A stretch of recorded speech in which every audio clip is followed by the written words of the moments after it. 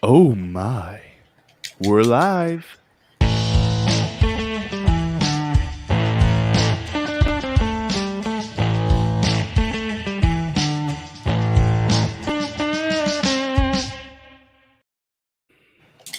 Yeah, that's right.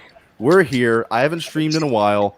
I'm back because my laptop broke, so I had to do some streams for a while. So usually I would do an edited video of this, but I thought, fuck it. Let's just do a stream.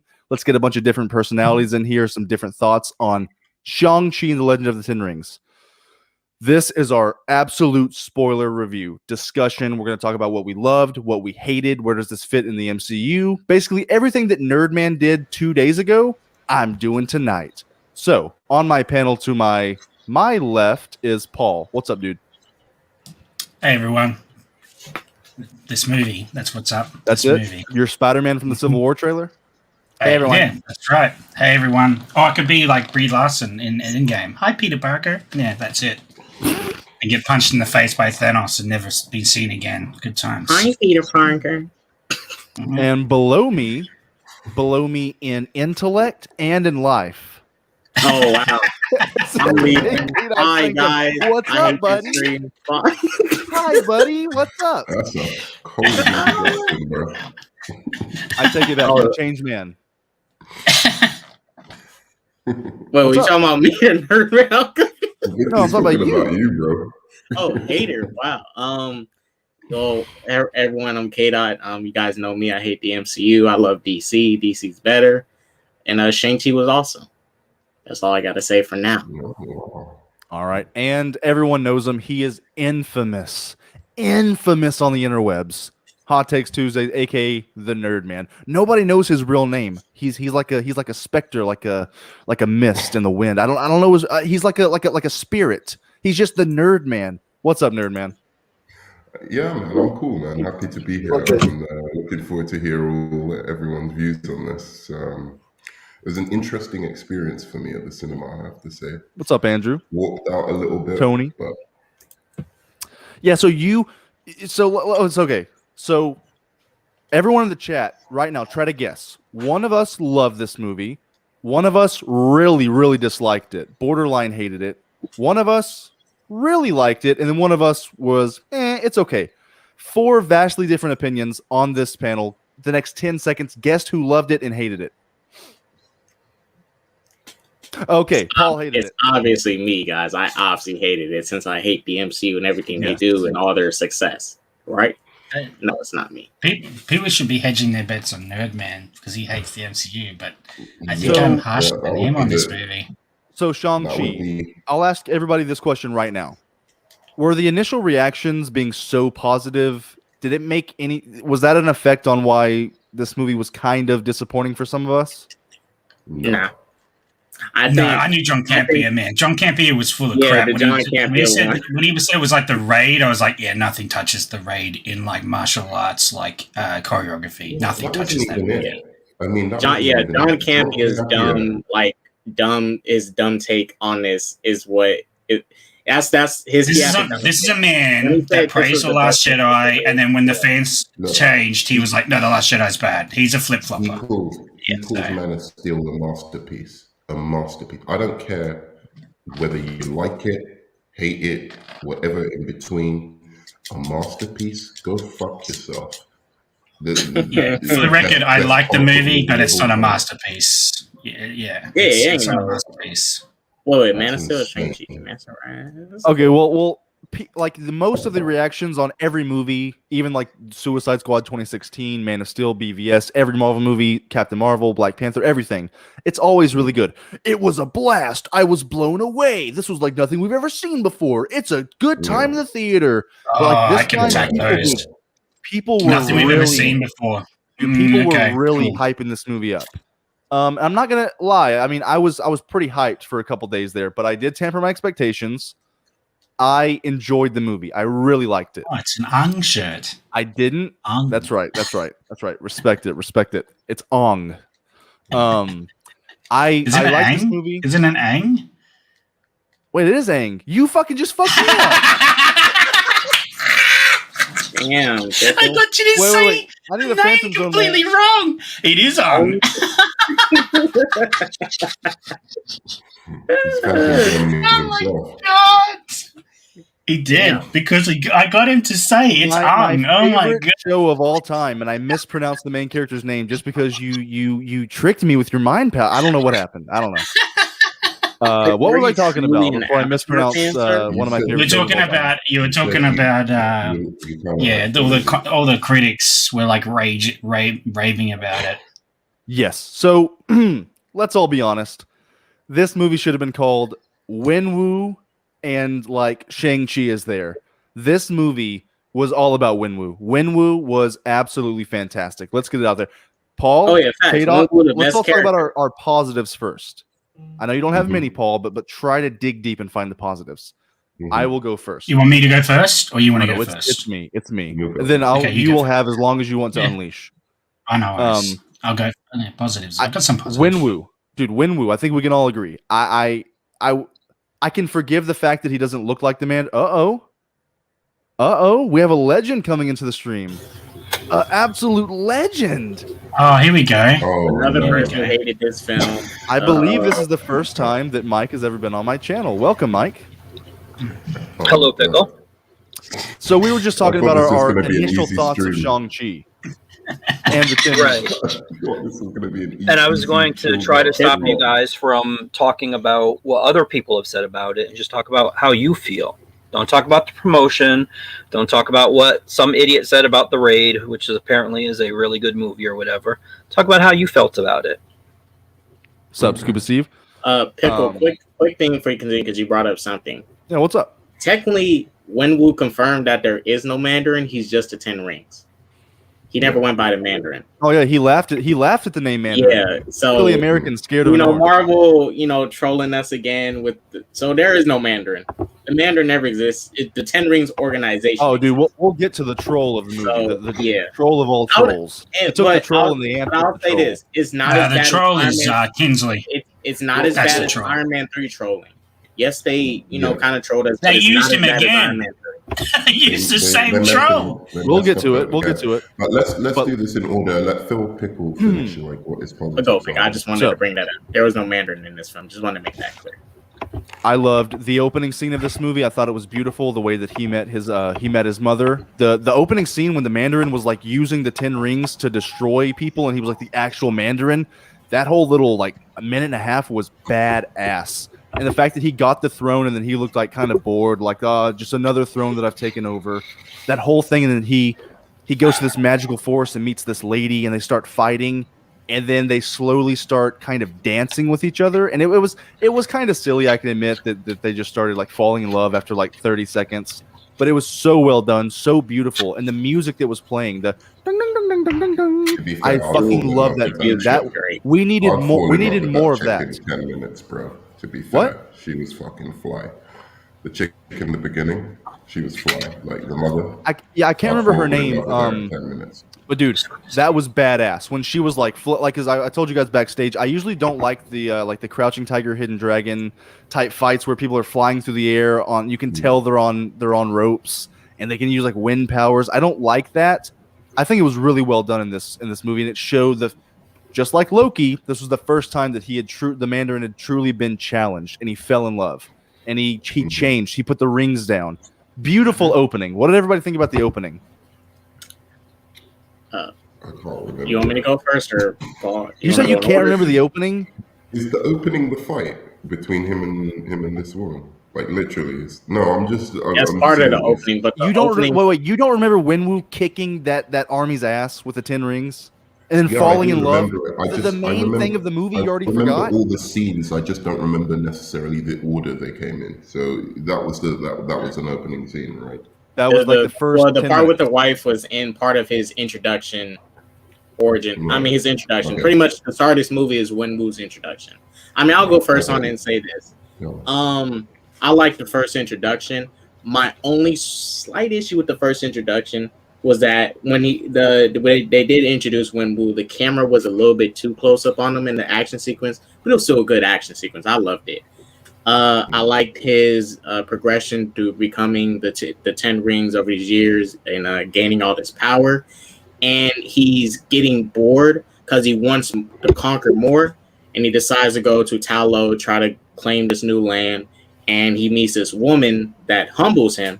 She doesn't have this attraction to him, but she becomes interested in him. They both become interested in each other. They learn from each other, and he decides to, actually sit down and have a family because this woman changed him. She gave him a heart because he never had a heart. Like, pretty much this dude is a horrible person. He's an assassin. He's a conqueror. He's a warlord. He goes around killing people, and this woman humbled him. And I love that.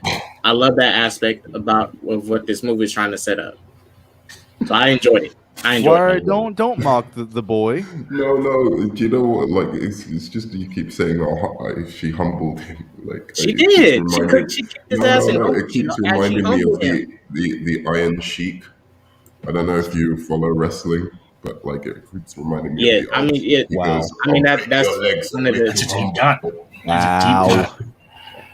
But Mike, did you love the opening scene? Wait, when he was sitting on the throne board, he was projecting like the majority of the audience were feeling halfway through this movie. So, I wasn't bored. Now, if you guys were, I wasn't bored. Oh my god. No, we're not doing negatives. I'll tell you what I was bored with. Not yet. We'll get there. I know it pissed you guys off. If the negatives... The opening scene was good. I want to get some, the better scene was when he was with the woman. Before we naturally go into the negatives. Yeah, the opening scene wasn't that great. The better one was with the woman with whole. I don't even remember her name. I don't care. And that's the other. Like, I don't care about her name. But yeah, Wenwu fighting her, it was like a dance. I liked it. It was very Eastern Eye, very Asian cinema style, which I really enjoyed because I like Asian cinema. So they took a lot from that, which I thought it was good. That opening scene, I enjoyed. The choreography overall was okay. It wasn't offensive. The fighting with Michelle Yeoh when she was like training him how to be like his mother, that was a cool scene too. I actually liked how they did that sort of Eastern power stuff like they do in the Crouching Hiding Dragon. She sort of hit him with like wind or whatever, and it was showing him how to control the rings away from his father, like because he asked her, "Show me the power that my mother had to beat him." So I like those scenes, and I like Wong using that portal power to make him knock himself out. That was pretty funny. That was the only part I actually chuckled in the movie, and that's it. That's my positives to this movie. Come on. I'm serious. That's my positives for this movie. I've got a few positives. Come on. I think the costume design, the music. Yeah, I was going to say the cinematography. The music was trash. They didn't do enough. They didn't do enough Asian. They didn't do enough Asian inspired like orchestra and music. But you're saying with positives here. Let's do the positives first. Let me. What up, Geek Speak? Do the positives. So the cinematography I thought was better for an MCU movie. It wasn't like great cinematography, but much better for an MCU movie. It was a nice looking movie, is what I'm saying. I think the score at times was very nice. I liked there was a main theme that was going through that actually was a little bit more memorable than some MCU scores. I did actually root for the heroes at first before the MCU formula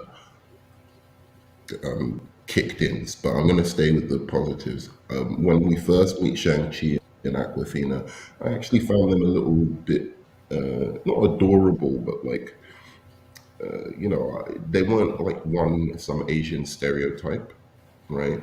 I thought at first they weren't some Asian stereotype, and then secondly, there was something down to earth about their relationship, and I liked it at first, and I began to root for them until certain things started happening that I was just like, I don't like. Not that I don't like them anymore, but I don't like what the writer has done with these characters. And I did love all the influence, obviously, from Asian cinema. I thought that was the best part of the movie, whether it's the kaiju stuff or the martial arts references. that kind of thing. There was something that I thought was a nod to Asian cinema, but then I realized was just the MCU doing very bad comedy. Unfortunately, there's certain things about Asian cinema. Positives. Yeah, I'm trying. There's certain things about like Asian cinema that I thought that they were trying to ape, but either they weren't doing it very well, or it just was MCU comedy.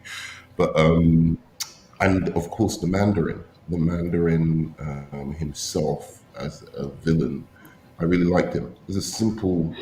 Respect the man. Say his real name. No, it's the Ten Mandarin. Rings. We call him 10 Rings. There's no Mandarin. It's the Mandarin. It's not. I will not call him that.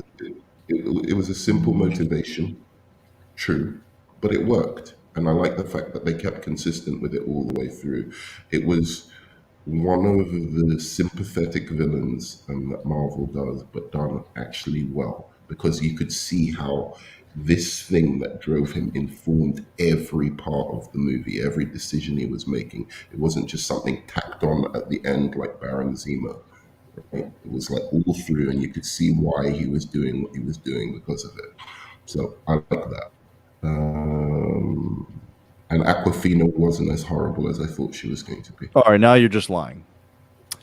She wasn't as horrible as I thought. I just wanted to add to the bus scene was probably the best action sequence of the whole movie. Better than the building fight. Oh my god, I've got stuff to say about that. We're going to stick to positives. All right, Mike. I've got stuff to say about that building fight. God. Just positives in general, Mike. What did you love about this movie? I like the fight scenes. I like the cinematography. I liked the actress that played his mom. I like Michelle Yeoh. I liked him in some scenes, and in some scenes he was just like, yeah. I liked seeing Shang-Chi. You mean Shang-Chi, Mike? Shang-Chi, yeah. I liked seeing Ben Kingsley again. Oh god. Because I am he's hilarious. And unlike everybody else, I did enjoy Iron Man 3 because of that. I'm glad he wasn't the Mandarin. Well, here we go. The Dark Knight hater likes Iron Man 3 and the Mandarin twist. Iron Man 3 is not a bad film. I just think it's a bad Iron Man film. No, it's half a good movie. Half a good movie. Yeah, there's of good stuff in it. Paul, am I right in saying this? The movie, it's not just that the twist happens, but the movie actually becomes bad after the twist happens. Yes, I agree with you completely. Okay, but Mike's really not done. Weird. But anyway. I liked some of the music. I liked the forest. The effects were pretty good. There was a sense of there's a sense of grief in this movie, at least with his father, with the loss of his wife. I mean, it's clear that this man who for what was it, like 1,000 years or whatever, he's been doing what he's doing, and like you said, like he's just tired of doing the same thing over and over. Maybe it was Chaos said tired of doing the same thing over and over again, and so she brings something out of him that wasn't there. No, it's not. I think it's Mike's doing something. He's opening boxes. And he's a working man. So I did appreciate that, and the way it actually I'm going to say this, like Nerdman said about him, the way it caused the character to give him like levels to him. Like there was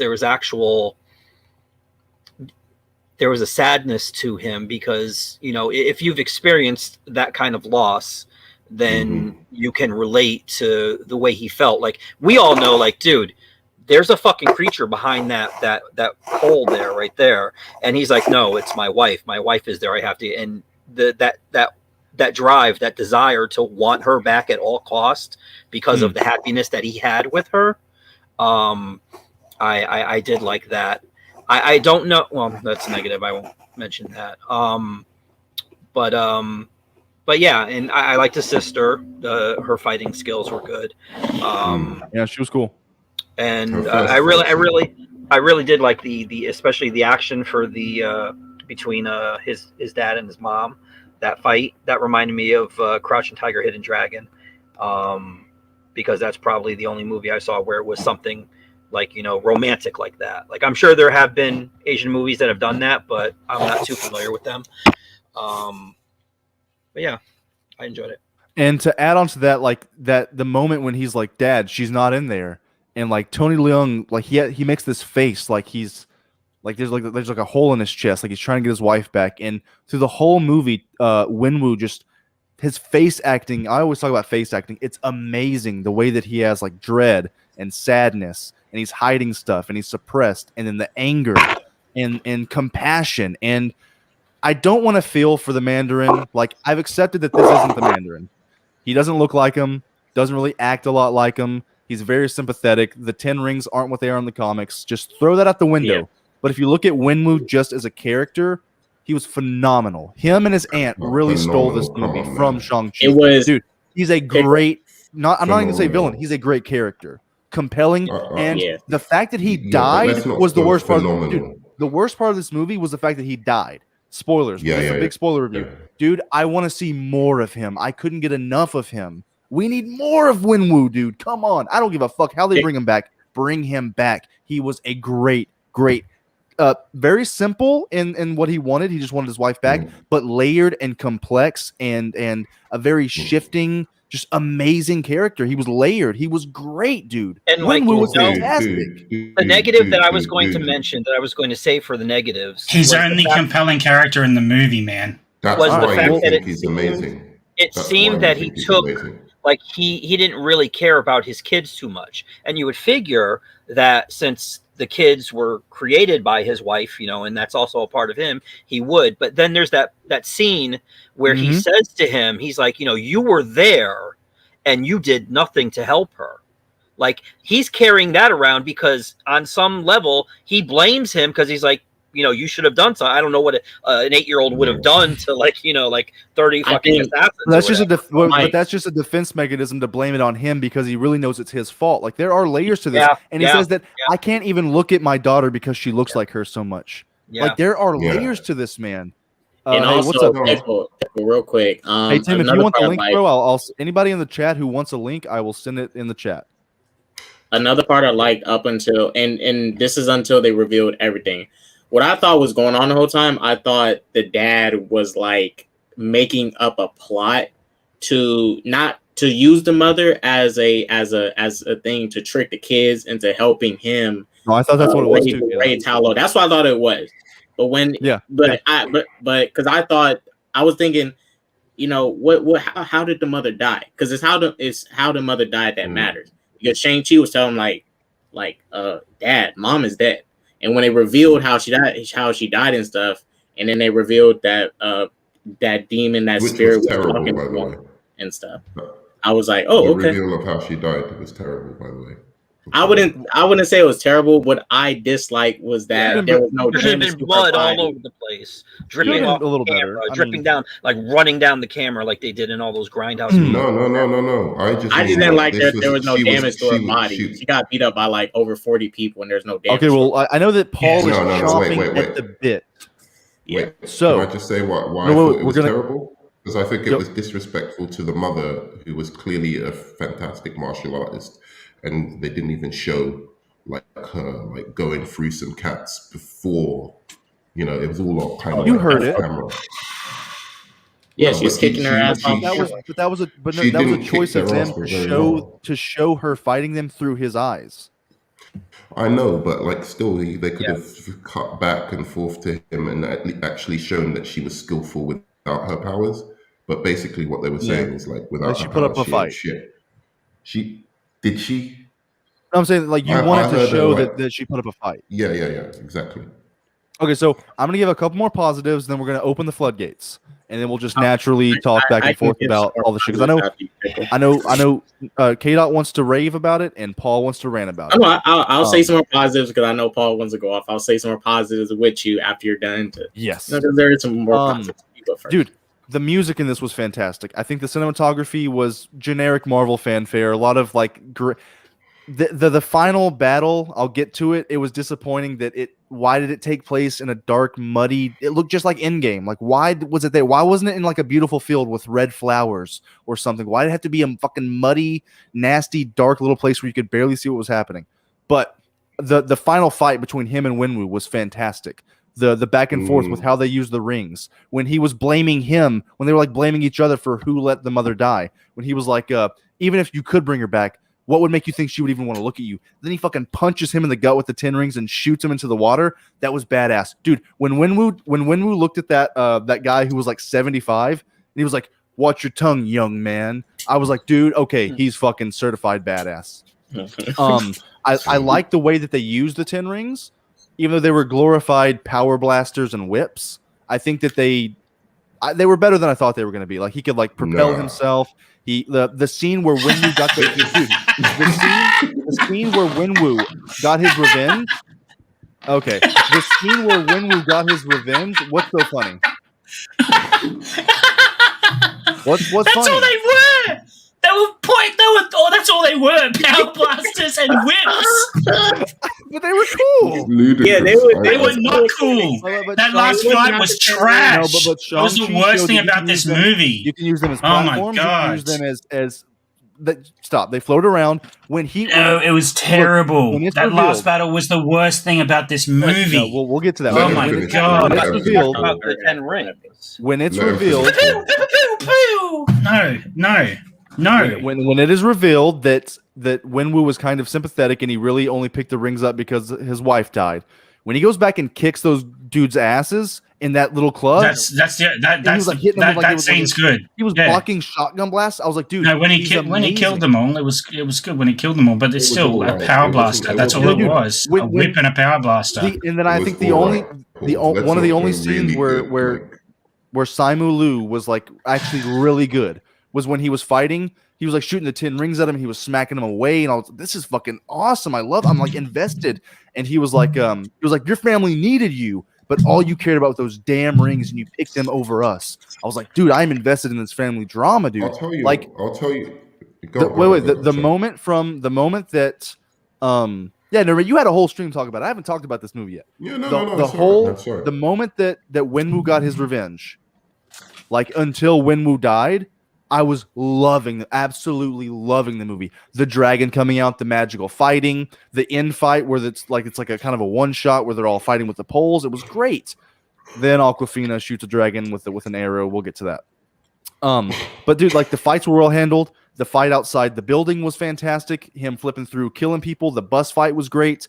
Like I said, the music was great. Michelle Wu was great when she opened his fists, because he was like clenched up and she was showing him like how to beat the Mandarin, and then he uses the little circle foot thing in the end to beat him. And then when the Mandarin finally lets go in the end, and instead of saving himself, gives the rings to Shang-Chi, like there were some fantastic, like the highs in this movie are fucking high, like top 5 Marvel, but the lows are so low that it kind of just drags it down to being just really good for me. But like the highs are so good that I can forgive the dumb shit we're gonna talk about.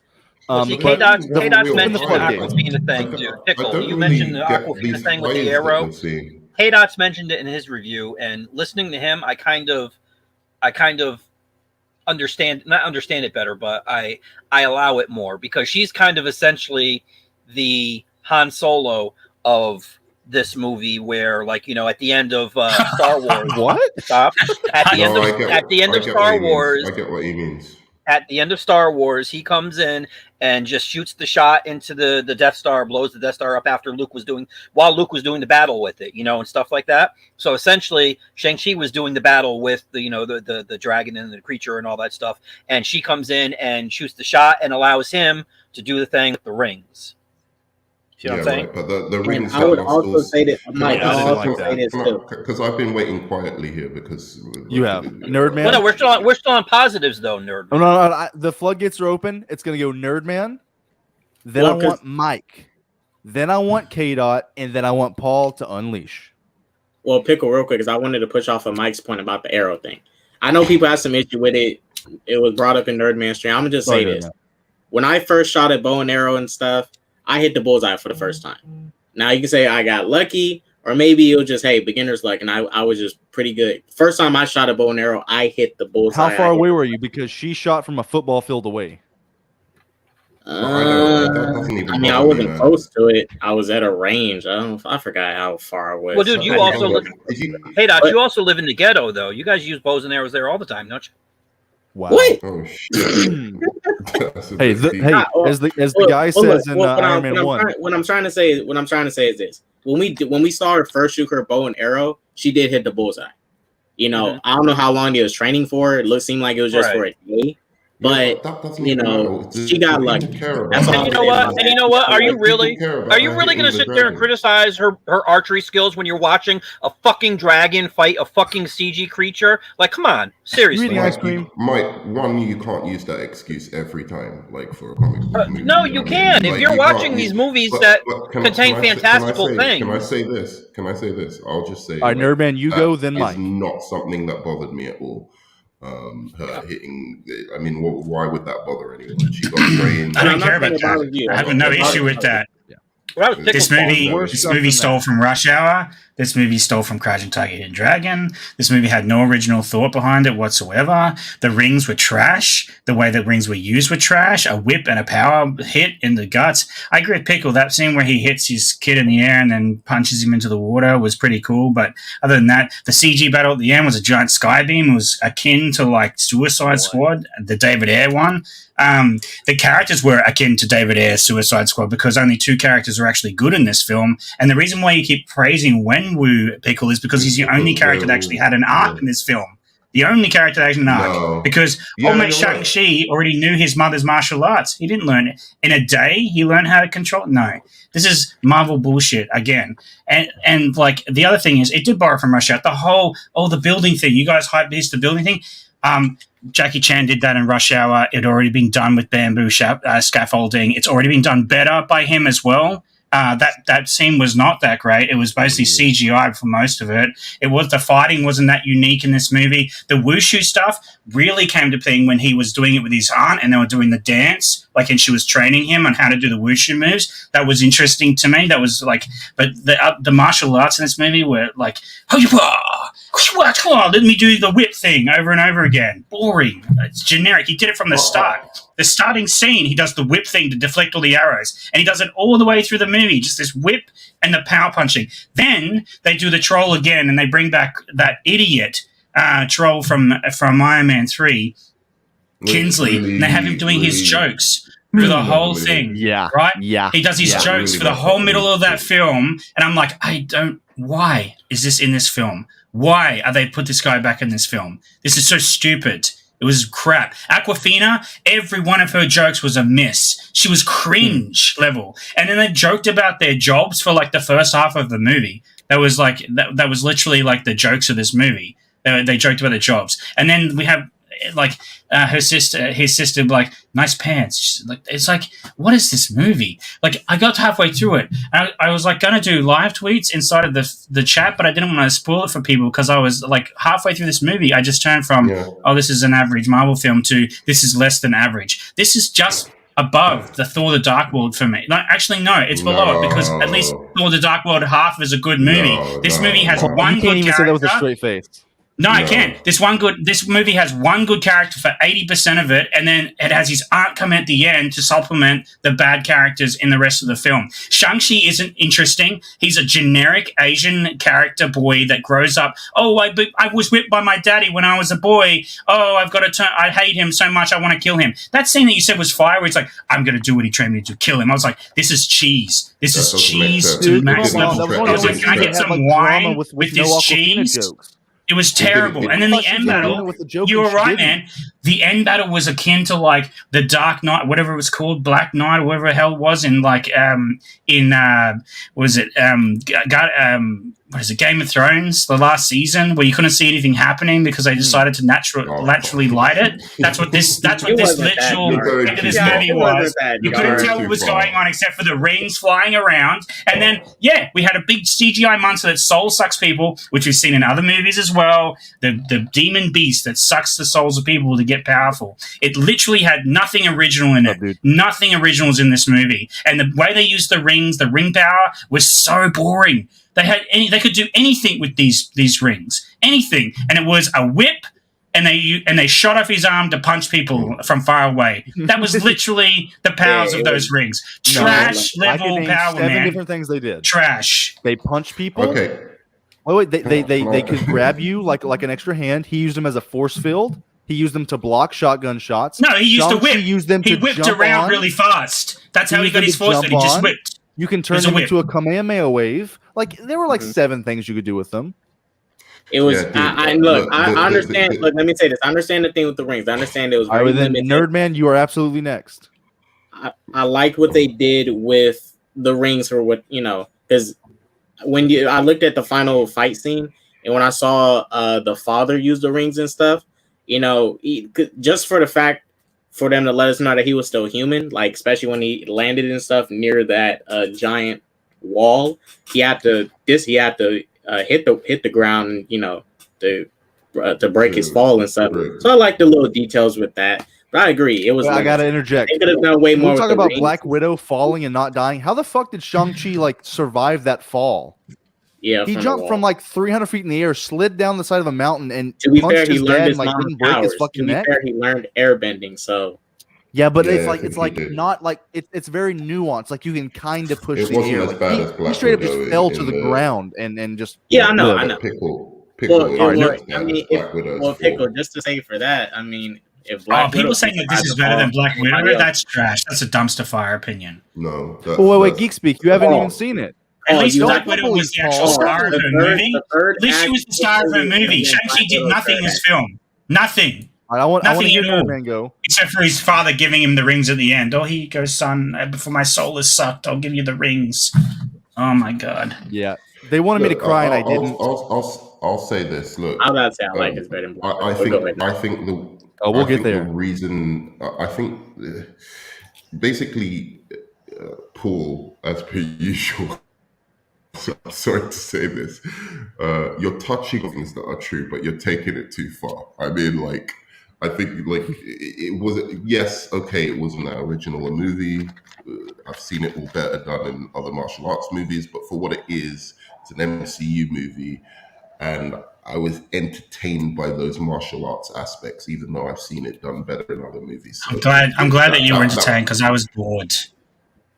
This movie was the most. Hang on, I'm going to say this, and I'm not even being hyperbolic here. This is the most boring MCU film I've ever watched. It was so boring. Eat a hobo's ass. Here's what I'm going to say about it. It's my opinion. I'm allowed to have it, but I'm not being. I'm not ever exaggerating for anything. I'm literally saying halfway through this movie, I was like, "When will it end?" I'm so bored. Paul, here's what I will say about it.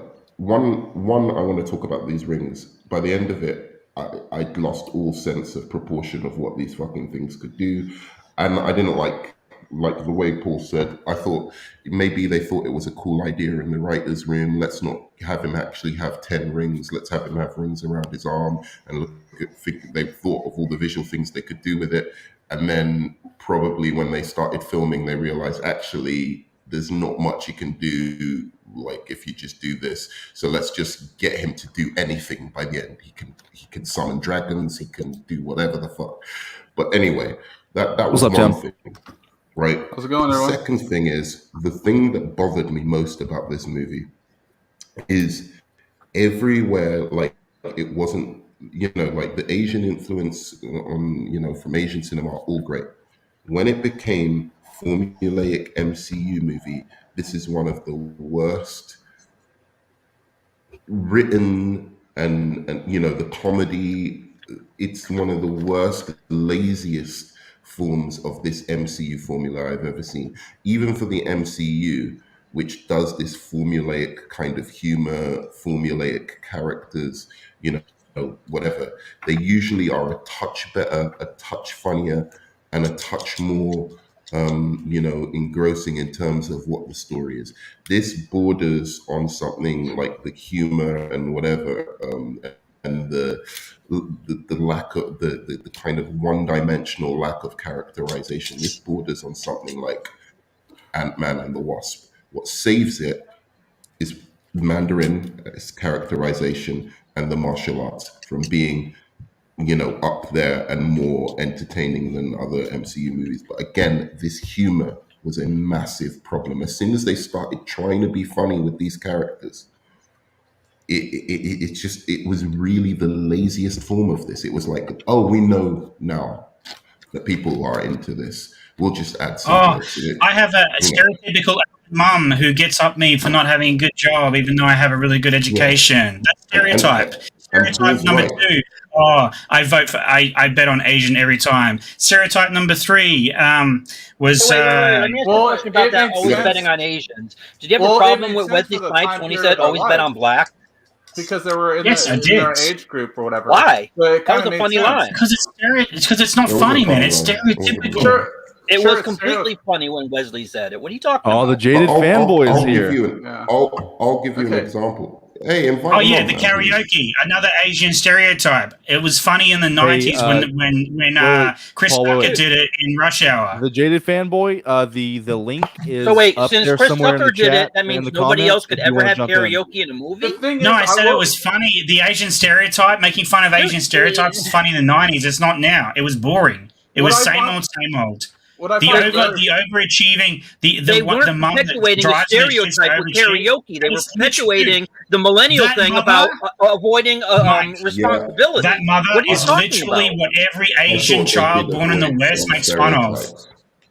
That Asian mom stereotype is literally a stereotype of every single thing that Asian kids who grow up in the West make fun of their Asian parents about. How they're always driving them to school. Since this would be a movie about family dynamics, I would expect something like that to be shown, whether it's with Shang-Chi's adoptive parents or whoever raised him, or someone else's, because parents do that. You will do that. You will do that, Paul. It will happen. Because there's multiple adaptations in there makes it bad. That's not true. I feel like they executed several of them well. There's a little bit of Rush Hour, kind of / Tokyo Drift with the car driving, also Speed with the bus going down. That scene was freaking dope, man. It was. Every single movie they borrowed from did it better than them, though. That's the thing. I don't necessarily. I think it was too long, maybe, but yeah, go ahead. All right, Tim. I'm going to interject, and then we're going to let you go, Tim. You give your whole thoughts on this movie. To strengthen your argument, Paul, like the fact that like their friends were like had that forced conversation where they're like just out drinking, and they're like that bitch is like, when are you gonna do something with your lives? And they're like, we will. It's like, dude, I didn't feel the arc of like the change of Shang-Chi because we got one scene where they're working and partying, and you didn't feel. And then the bus fight I thought was like 30 minutes in. When I rewatched it, it's 15 minutes into the movie. Like we barely got any time to know his life before this. So and it's like, dude, valets aren't. It's not like a shitty job. You get paid decent, and he lives in a nice apartment in San Francisco. He makes decent money. Like he's not maybe one time. Maybe one time you get that learner's permit or whatever the hell joke she makes. It's cringes every time she speaks like, in this movie. It's cringe. But what would you expect for you to get the character of these two characters? I mean, because the movie was already 2 hours long, and people have already said that it was too long as it was. So, how much do you want them to go into their personal relationship? You know, I would like also the 22 minutes wait, for the we've got trailers to before. one at a time, guys. Sorry, like I would have liked to have more character development of him, so I could feel the change when he becomes the master fighting on a dragon. Like when he was riding on a dragon, I wasn't like, this is this average guy that was on the bus. I was just like, I didn't really care that much. Give them more development. Take out the Trevor Slattery. I can directly tell you what to take out. The 15 minutes of Trevor Slattery jokes. Take that out. Make that a 3 minutes little cameo and give them more development. I didn't feel that they were these losers. That she had like a bachelor's degree and he could speak 4 languages and they were so smart. Like they were just average dudes. And to continue that, Shang-Chi not a great lead. Like, he was a side character in his own movie. This was the Wenwu show. It was his aunt's show. It was his mom's show. Awkwafina had almost as many lines as him. And every time she fucking talks with her voice like this, I fucking hated it. I fucking hated Awkwafina. You should hear her do black speak. That's incredible. I'll say this because I want to go off of what Nerdman started because you guys sprouted. Like she said, she talked like she had a smoker's lung. That's what I want Tim like. to jump in with his overall thoughts when you're done. Okay, so Nerdman, this is look, and I agree. This is also my issue with the film too. But this is where I think Kevin Feige came in there. I was like, you got to make sure it's the MCU formula. The comedy is the biggest thing that hurts this movie, right? And I'll give an example. I'll give 2 examples real quick. The scene on the bus, that dumb fat dude who's like recording the whole fight, and even when the bus splits apart, he's still recording. I'm like, are you retarded or not? I get it. They were trying to do comedy and stuff, but it's just so bad. It's like I understand they always took it one step too far, right? Like, it's like I understand we're in a mythical world, even over the logic, substance, right? Yeah. But sorry, and I'll give another example of where the comedy got bad. The post credits. I want Tim and Jada to get in here. Yeah, I just want to go off the. I'm talking to Nerdman. I'll give one example after Pickle, and then. Anyway. Wait. Let me say my thing. Yeah. Like another issue with the comedy, the post credit scene. Pretty good post credit scene and how it ended. If when Wong ended it with his mysterious voice, like your world is about to change.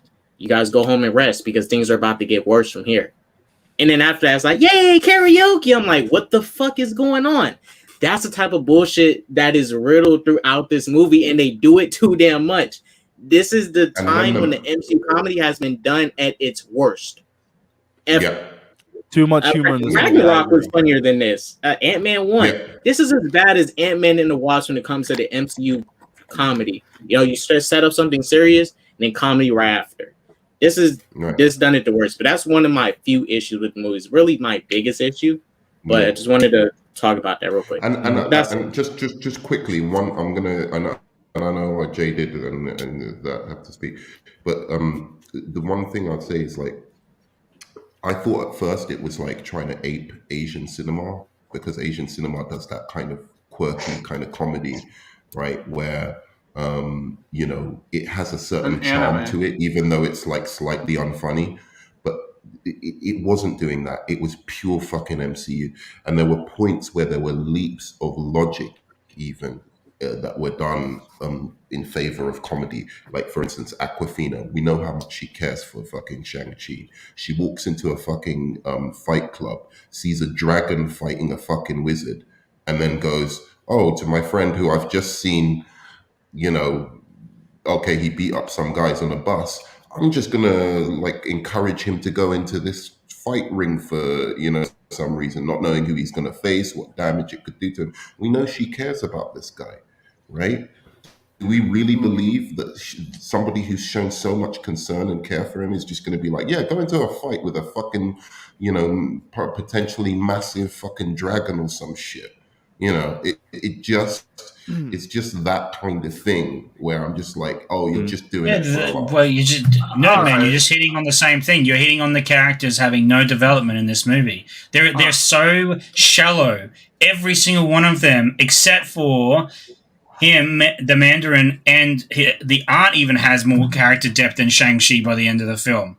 Like, she's the leader of the village. She talks about the fighting style, like all that sort of stuff. There's so much more depth even to her than Shang-Chi himself. Like, it's like, what is this movie? It's like literally put it in the chat. I was like, what is this movie? Shang-Chi. Yep. Everyone's saying Shang. I think, what was it? Explicitly told us it's Shang. And then also, if you know, it's Shang-Chi actually. We're going Tim and then Jaded Fanboy. Okay. All right. First off, Nerdman, if you know boxing or any fight thing, they don't put you up to the best fighter in the world. You work your way up. So that the argument doesn't work there. And then also they also had a plane ride the whole time explaining the universe. They live in an entirely different universe where they saw like the blip. So it doesn't work. And then she also betted against the man. And then also these movements, these focus put it as a death match. Sorry, they signed I'm not the going to contract. interrupt you. Go on. Yeah. But they signed the Look. I don't disagree with you 100%, but like, they did sign the contract. What else were they going to do? And they're in this like fantasy world. What was the like reason, seeing this huge Tim, character. Just tell me, what was the reason for her being like encouraging him to do it? For a joke. It was for a joke. It was for a joke. It was for the payoff of she won the money, and he goes, "Did you bet on me to lose?" Yeah. Well, it was to lighten the situation. I don't think it's the best. Lighten what situation? They wrote themselves into that situation. The stupid writer wrote themselves in that situation. Look, I don't think it's a good, like, to be honest, I don't think it's the best joke, right? I don't think it's the best joke, but though, any fight promoter is not going to put you up against Mike Tyson in his prime.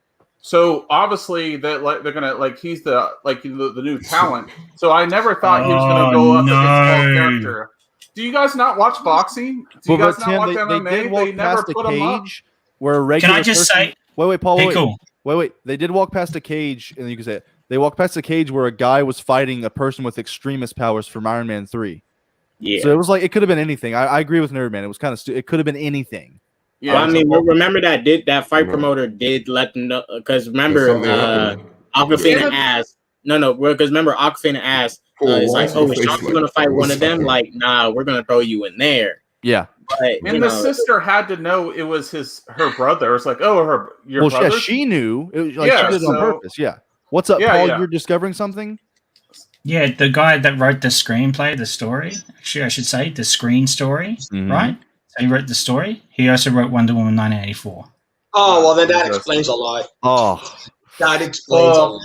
Wait, he wrote some compelling ass characters with some good dialogue. Defend it, Pickle. Defend. He wrote a really compelling family drama that was drowned out by the MCU overarching bullshit. Yeah, I think you guys, because I really think Kevin Feige is more to blame here. I think because it's MCU, bro. But no, I think he is one of the screenplay writers on this wrote The Shack. Come on, man! Like this is now becoming a dumpster fire. Tim finish. I want to get despite your criticism. Tim goes, and nobody goes. Let me recover back for this. Despite your criticism, that was what was paying out for them. They couldn't do anything, and they're really not going to go through the fight, right? With all these it seemed very gangster in there, and they also showed a dope AF scene with his dad when he punched that person, and they didn't show it. I wonder if his head just exploded or just bleeded. I feel like it just exploded, but they were keeping PG-13. This film was kind of like a dark comedy in a way, but it was this film was very light on blood, light on blood. But it took a lot of risks, man. A lot of people died. A lot of people were bodied and just were flying off. It's like, gosh, dang, man. I mean, not necessarily. It didn't happen to other stuff. They just laid on the ground at the end because their souls were sucked out of their body by a big demon CGI creature. Question: Is that lightness on the blood? Is that a Chinese thing? For the China? No, it's no. I know Japanese films are I know that. Suicide Squad, 2016, Skybeam with a dancing demon lord in front of it. Can they show blood in China? Yeah, they could. Yeah, they can. Tim, give me a couple things that you loved about the movie. Okay, I'll move it forward. So give me the top 3 things you loved about this movie. Give me a minute on it. Then fanboy, you jump in. Literally said nothing. Yeah, that's right. Okay, so first off, the gangsters revenge scene where he goes back with his dad, and that was it was filmed very dynamically. You guys were criticizing on angles. I thought it was shot beautifully. And it was very Raid-esque, and it was very IP Man type 2, like Wing Chun, Tai Chi, whatever. Especially with the dance. He just said it was like IP Man. Oh my god! It was the way it was shot. When they showed the fist touch or whatever, when he fights his future wife, it was, dude. Did you watch it? They were I don't know. I'm a martial art person, so I don't know. Paul watched it on his phone. He knows. Okay, Stop. so yeah, and no, I didn't. And Nerdman left. So he criticized this last scene, but he left because someone was. I don't blame him. I don't blame him. I wanted to leave halfway through this film. No, overall, I thought it was fantastic. Not necessarily the humor landed. of course, I understand that, but then they set the stage for the humor to deliver later on. Like, so that's why I enjoyed the scene with Wong later on. I was like, oh, all right, I get it. Maybe that's their sense of humor. That, like, I don't maybe see, like, you don't like the maybe stereotype of being like Asian films and anime being more cheeky, but I understood that. And the overall theme of the film was about family, because it is called Shang-Chi and the Ten Rings. So that isn't necessarily it's just going to be focused on your character, because your criticism is coming like, he's not even the main character. I was like, I never thought he was just going to solely be a part of him. It's supposed to be like everything dealing with the rings and him. So like this is a way to prop him up. They have to put like good actors like his dad around, and like he was very like Crouching Hidden Tiger, like in the first scene of the dance. That's why I was like, why don't you think that's good? Like that was dope as hell. It was like a serenade. Like I could tell they're going to hook up together, but very reminiscent of the past. And you're saying that's trash? That no way, dude. You missed. We talked about how that was great. Not one person has said that scene was trash. Not one person has said that was trash. Okay, and then even further on, the bus scene was dope as hell. After, like, very gritty. Jaded Fanboy's going to go. Then we're going to get to your comment, Sherry. Fanboy, what did you? I saw what you think. I know what you think. But for the people that are subscribed to my channel, what did you think about Shang-Chi and the Legend of the Ten Rings? It suffers from the same problem most Marvel movies do. They have to force point A to point B. Okay, like the whole getting Shang-Chi and everybody to the village, right? Wasn't it so coincidental that the father put the brother and the sister in the same room that had Trevor, who just happened to have Morris, who just happened to be a monster from the village, who just happened to be able to know how to get to the village? And it was just, why would the father, like, I literally thought that was a setup. Like, I thought the father had set up his kids to do that so that he could follow them. No, it was literally, the movie had, how do we get Shang-Chi to the village before his father does? We'll have a magical monster show up, and they're just going to coincidentally find them, just so that. And then while they're going through the forest, they actually make a point of establishing how the forest is like coming up behind them, right? Well, when the father shows up, he's got like 4 or 5, trucks. Well, how does that the bridge opens up, though. But it slows you. You got to stay in the pocket. You got to stay in the pocket, Tim. You got to stay in the pocket, man. You got to stay in the pocket. They were constantly repeating, you got to stay in the pocket. But then the father comes in, turn hard right. Like the one vehicle had to turn right immediately. Well, how does 4 or 5 vehicles turn right immediately? But since they had no idea how to legitimately get, they had no idea how to legitimately get the father. Wait. Go, Jaden. All right. It's not turning the pocket. It was turning the pocket for that moment, but like it turns. That's why they had to wait 3 days for it totally to open, like the whole path. No. That's not how it works, Tim. That's not how it works. Because the movie couldn't legitimately get the father and the 4 or 5 vehicles to get through. They set the rules in the movie. They just simply never showed it. Then we have, that fight scene, right, where they're in the club, like in the fight club, and all the assassins come in and kill everybody, or they're all fighting them, and then the father comes in and goes, "I told them they wouldn't be able to kill you." And I'm going, why would they be trying to kill them? You literally came to the club to simply find your children and say, "We're going home. We're getting your mother." So why would his crew, or why would his men be trying to kill them? Because the movie wanted a fight scene. Well, actually, they were trying to get the pendant. They were trying to get the pendant. I also thought that when Razor Fist was swinging his blade at Shang-Chi's head on the bus, I was like, he's trying to decapitate him. But then he just sent for him. First of all, like Razor Fist, all he wanted was the pendant, and he knew that Shang-Chi was the son of the Mandarin. Why would the Mandarin want Razor Fist to kill his son? Like, there's no legitimacy to any of the fight scenes. So, Jay, did you love the movie? Oh, absolutely. It was hilarious. I could not stop laughing throughout the movie. It's the same thing with Black Widow. It was hilarious. I'm just watching it. I'm going, how? What? It's literally watching the movie and going, how stupid can they get? And they just keep,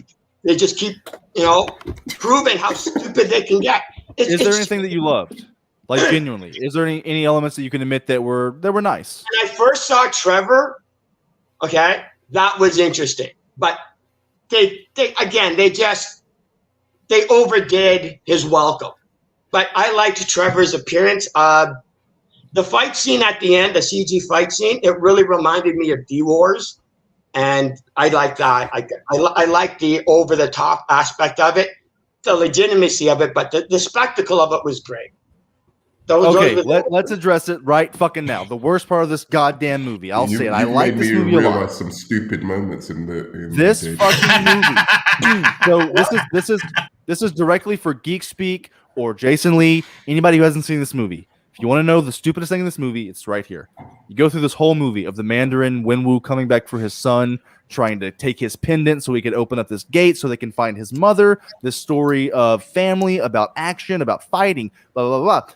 We get a little over halfway through, and they get caught, and they get put into like a prison, and their cellmate is Trevor Slattery, the fake Mandarin from Iron Man 3. And at first, I was like, "Oh, this is kind of like it's cool to see what they did with him." Yeah. He was gonna kill him, but they realized that he was like a funny actor, so he's kind of like Wenwu's jester. So it explains why he's not dead. So, which is a lame ass excuse. Yes, I agree. So, wait, it's not over yet, though. Then, instead of just saying, "Okay, we're addressing what happened to his character and let's move on," no, a magical creature without a face comes out that Wenwu put down there with him. They befriended for the past 10 years. And only he can understand it, and only it knows the path to the secret forest. So they then steal Razor Fist's car, and Razor Fist goes, "They stole my car!" And it's got graffiti on it, and they're riding around like a Fast and Furious movie with Trevor Slattery in the front seat, popping off jokes about Planet of the Apes and acting, telling him how to get to the forest, and Shang-Chi doesn't speak for 10 fucking minutes. It's Aquafina and Trevor Slattery popping off jokes. I fucking hated it. That part where he's just like, I'm not kidding. That part where he's just like, so wait, you didn't like the creature either? Because if they could get those apes to act like that in the movie, I was like, my God, what is this movie? No, I did not like the cute, cuddly fucking. Star Wars. You forgot about the apes joke, nerd man. Oh man, you forgot about the worst joke in this film. Another thing. Imagine this, Paul.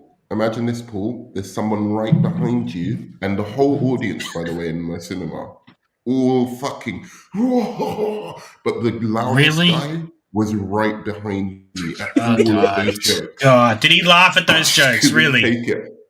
Oh my God! Hey, Nerman, I have somebody sitting next to me just like that. That's one of the worst. That's the worst joke in the whole film because they continue it like 5 minutes, and then he's like, oh.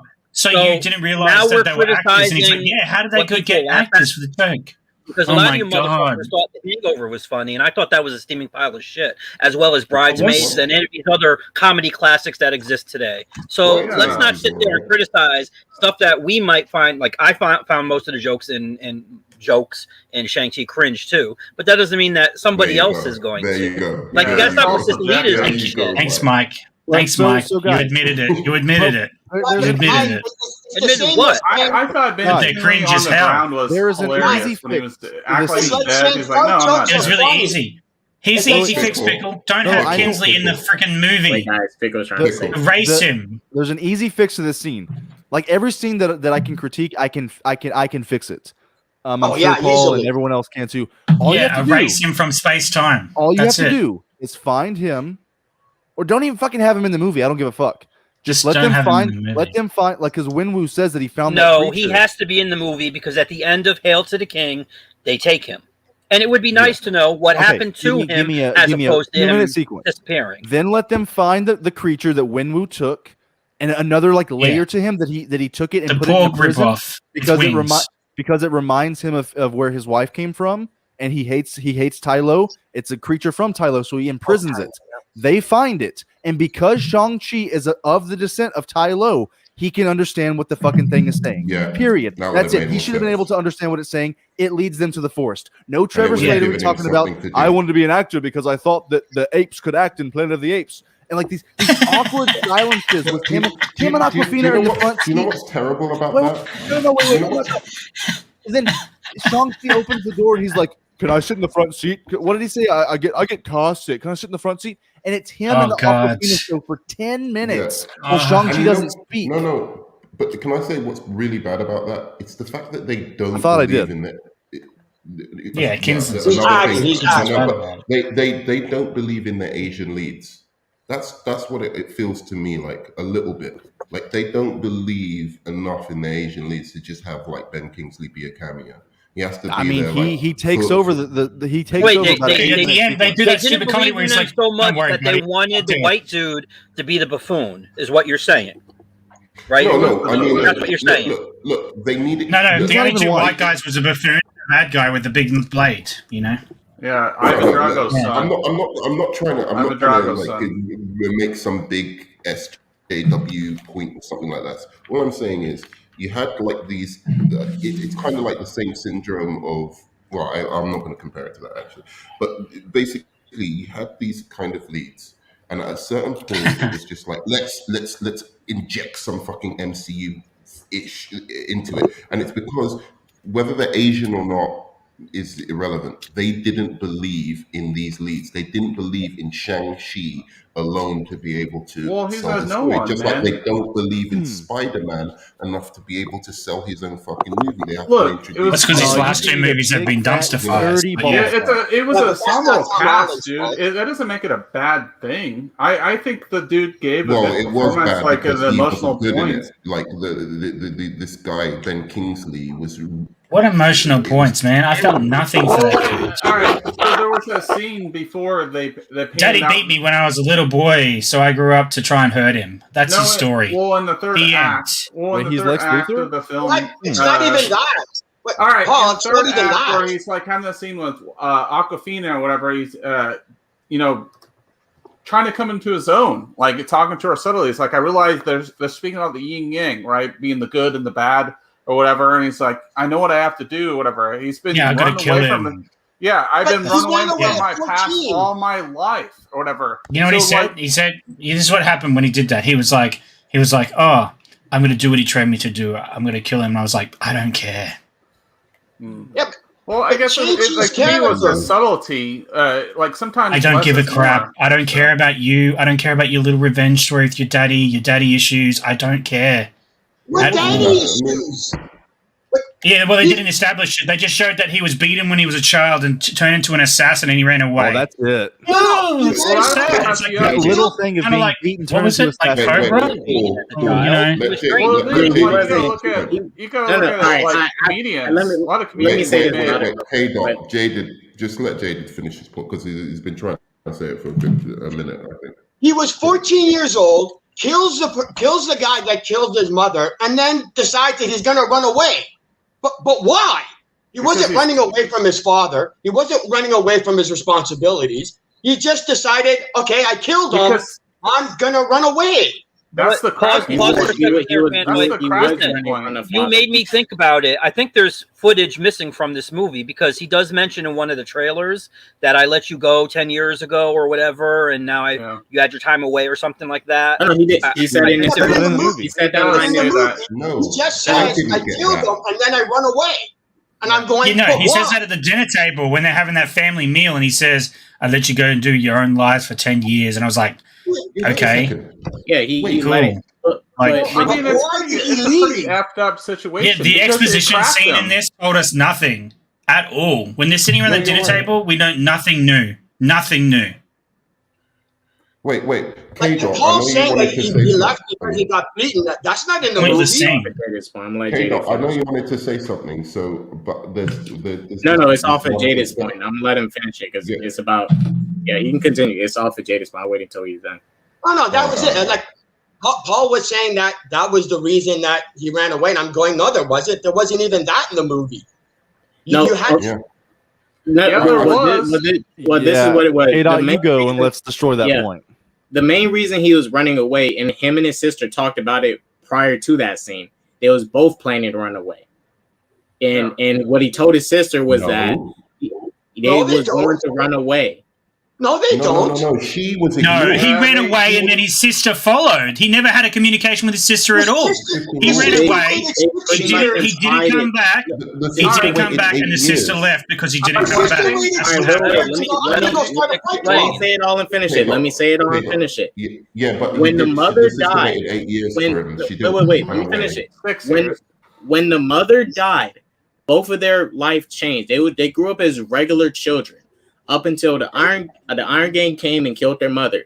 Then the father was like, I can't let it happen again. I need to make my son strong. And he put him through all that brutal training that even Shang-Chi didn't want to do. And, as a child, when his father asked him, will you help me take down the people who took down our mother and rebuilt the 10 rings? He just went along with it because that's what kids do.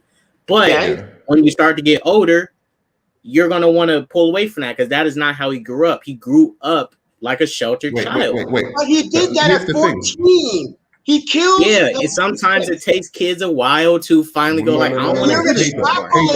There's a good point here. That's what the movie shows. No, K-Dot. There's a good point JD is making here because look, why would that be the turning point? His father sends him to kill the people that killed his mother in front of him as a child. Well, just the one guy. That he would relate. He wasn't built. He wasn't built for that. He wasn't built. He started his training late. He was not. K-Dot. He goes and kills the guy who killed his mother. He killed a guy at 13. What are you talking about? No, Paul, wait. Oh my God. Because I want to make sure that I'm getting this correct. He kills the guy who killed his mother, and that makes him turn against his father? Nerman, I'm gonna give an example. Nerman, I'll give an example. Yeah, let me back you up when you're done. Yeah, let's say, all right, let me give an example. Let's say I grew up in the suburbs but he started training at 7. I grew up in the suburbs, and something happens to my mother. Somehow I end up in the projects after, and I start to learn how to sell drugs and shoot guns for a while. I grew up in the suburbs. At some point, I'm going to want to get back to the lifestyle I am used to growing up in. Shang-Chi did not like doing the training and stuff. He only did it to please his dad because he thought it was right to so they can get revenge on the people who killed his mother. He went along with it because he was a kid. If he was like, if he was over 18, revenge your mother, like what? And Nerdman, it was also illustrated in the game. Oh no, let me explain it right now. Everybody knows. Nerdman's point is that his motivations don't make sense. That's what he's saying. All right. When you're he was young, he was a kid. His motivations aren't going to make sense. That's your motivation, not his motivation in the movie. They don't bother establishing his motivation. You going, that's what you would do. That's great. No, that's not what I would do. It is what humans would do. MCU understands how humans work. It's not like the DC where they're robots. When you're no, I'm going now. No, Pickle hates his dad. Everyone's done. He hates no, his dad. This is where it is. I'm going. That pickle talk. This is easy. What are you? This is okay. This Go is on. But I'm just his saying, whole life, dad, he was a regular kid who loved his mother. He was trained to be an assassin. At 14, you cannot comprehend that. You can't comprehend your boner when you're 14. The internet, you can't comprehend being an assassin. He goes on his first mission ever and kills. Nerdman. He kills his first victim ever at 14 years old. It would make sense that he would say, I don't want to do this anymore. I'm running away from this. I don't ever want to kill someone again. And it's the Superman rule. You can kill one person and then you decide whether you want to keep killing people or not. Yes. And then when he's giving that speech to what's her name? Katie at the end. And he's like, I killed him. She would hate the person I become. I just ran away. I don't know what I was doing. He was 14 years old. It makes complete sense that you would run away from murdering people at 14. And also his first murder ever. And his mother, I don't want to ever do that again. And then also, he was conditioned. He was conditioned. Well, he was yeah, trained. He was trained, but when he went on his first mission, like he couldn't go through with it. I can be trained to shoot. Someone can teach me how to shoot a gun, but when it's time for me to shoot the gun, I may freeze up. I'm like, if I shoot the gun, I'm like, I don't want to do this anymore. Obviously, you've never gone through basic training. In basic training, they take people who have absolutely no interest in killing, and by the end of the 6 weeks, you are a trained killer. Okay? Right. Exactly. And then when you go, oh, I just shot a guy. Oh, you know what? I'm done. I'm not going to. No. But Jaden, even grown men. That stuff happens. Wait, even if they go through training, everyone is not going to. Wait a minute. Here's the point. Nerd man. Wait. I'm going to let you go. And I want to make just this one point. I will let you all go because you guys got to go. Even when grown men go into the army or the Navy, whatever, the armed forces, and they're trained to kill, once they kill the first person, they get PTSD. They get fucked up. They want to run away. They can't handle it. He's 14 years old. He couldn't handle it, so he ran away to America. Sure. But this is a kid. That's like saying, oh shoot, is it Tim Drake? The kid that grew up to be an assassin in the Batman movie, the Batman TV show. Damian Wayne. Damian. So what happened to Damian? Damian could never have been an assassin. That's different. Damien been training since Damien's foundation was the assassin. Yeah, he was also going on missions. He was going on missions prior to meeting Batman. So that's all he's ever known. Yeah. So did Shang-Chi. But see, the reverse is happening with Damien because he's trying to be good because of Bruce. He's trying to not kill people because killing people, being an assassin, was his baseline. That's his foundation. Right. So Shang-Chi's foundation was being his mom's son. All he knew was his mom until she died when he was 8 or 9. And then from that point on, that's when his dad started training him to be an assassin. Right. Listen. And you're saying 7 years of training and conditioning is like, no, I'm going to conveniently ignore it because the movie wanted him to run away. So that he could be look, everybody, Nerdman and Paul have to leave soon, so I'm gonna let them give their final salvos, and then they're gonna have to head out. Right, Nerdman. I was just gonna say, give your final thoughts. I think we can agree that it is possible that despite hard, 7 years of hard training, becoming an assassin, brainwashing, everything, that maybe a sliver of what his mother taught him and his conscience may have overcome him after he killed the guy, and that may have led him to run away. But the whole problem is here, there's something missing. What was that thing that his mother instilled in him, that that conscience that made him feel like he had to run away? That element is missing from the movie, and that would have made him more of a compelling character. It would have been like, I'll agree with that. Yeah, I'll accept that. His mother, maybe told him you should never kill somebody, even if revenge is life lessons, consume your life or something like that, right? So if it had shown why, despite this hard training, because he was like all through, you could see he was just a hardened fucking killer when he was a teenager, right? All through that, it didn't seem like there was any conflict between what his dad was training him to do. And it's not like his dad sent him to kill just some, other gangster or something, or a child, or an innocent woman. His dad sent him to kill the killer of his mother. So that's even more so that why does he feel this strong guttural feeling of hatred to his father, right? When, because his dad's the reason their mom died. Are you a human? I'm sorry. What are you talking about, Nerdman? Are you a person with feelings? Nerdman, look, Nerdman, I'll say do you not think he'd be able to understand his dad? His dad wanting him to get revenge. Yeah, he understands it, but at the end of the day, the reason their mom is dead, all this happened is because of the father's sins, what he did, his beef. Okay. All this is his fault. The mother dying, his fault. It's his fault. And that's why he does resent his father a little bit. She says the past is gonna die, but then ultimately the past comes and kills him and counterintuits her statement. And what I mentioned in the chat, they also reference the fact that mom's not in there. She's not going to be happy with what you're going to do, and you're going to destroy a whole village. So it's multi-layered. So yeah. Okay, That's Paul. Mother and father. Paul, give your final thoughts before you have to leave. Don't say that much. I'm both important. Go, Paul. Yeah. This movie gets 1 point for choreography, 1 point for the Mandarin, 1 point for his aunt. It's a 3 out of 10. It is just below Thor: The Dark World, in my opinion, because that was more entertaining as a movie than half of it was. I realize you're all very upset about that, but that's how I feel about this movie. It was the most boring MCU movie I've seen to date. Even Captain Marvel had at least some entertainment scenes, even though that movie offends me on a visceral level. I hate that film.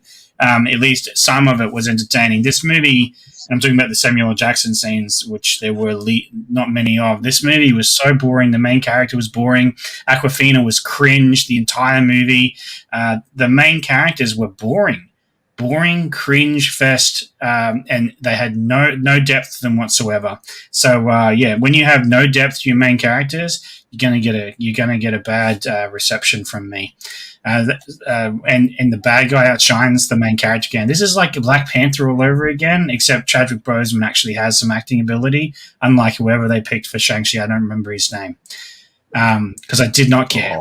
I'm going to kill my father. I don't care. I just want it to be over. Paul, I want to say one thing before you feel about it. Hey, Jada Fanboy, you like Star Wars: A New Hope, right? I've got to bounce, but did I like Star Wars: A New Hope? For having I did. Nerdman. Jay did. Okay, see you, Nerdman. See ya. Deuce's father. It was great as always. But aren't you like a huge Star Wars fan? I'm only a fan of the first 3 movies. Okay, and Paul, you're a huge fan of Star Wars 1? A New Hope, yeah. Yep. And Star Mike, Wars, you are, of course. And Star Wars, yeah. I think everyone here except for K-Dot's like a huge Star Wars fan. Are you serious? Star Wars fans? What the heck? I mean, I don't say I'm a fanboy, but I'm a fan. Huge Star Wars fan. Okay, I'm gonna call us all out right now.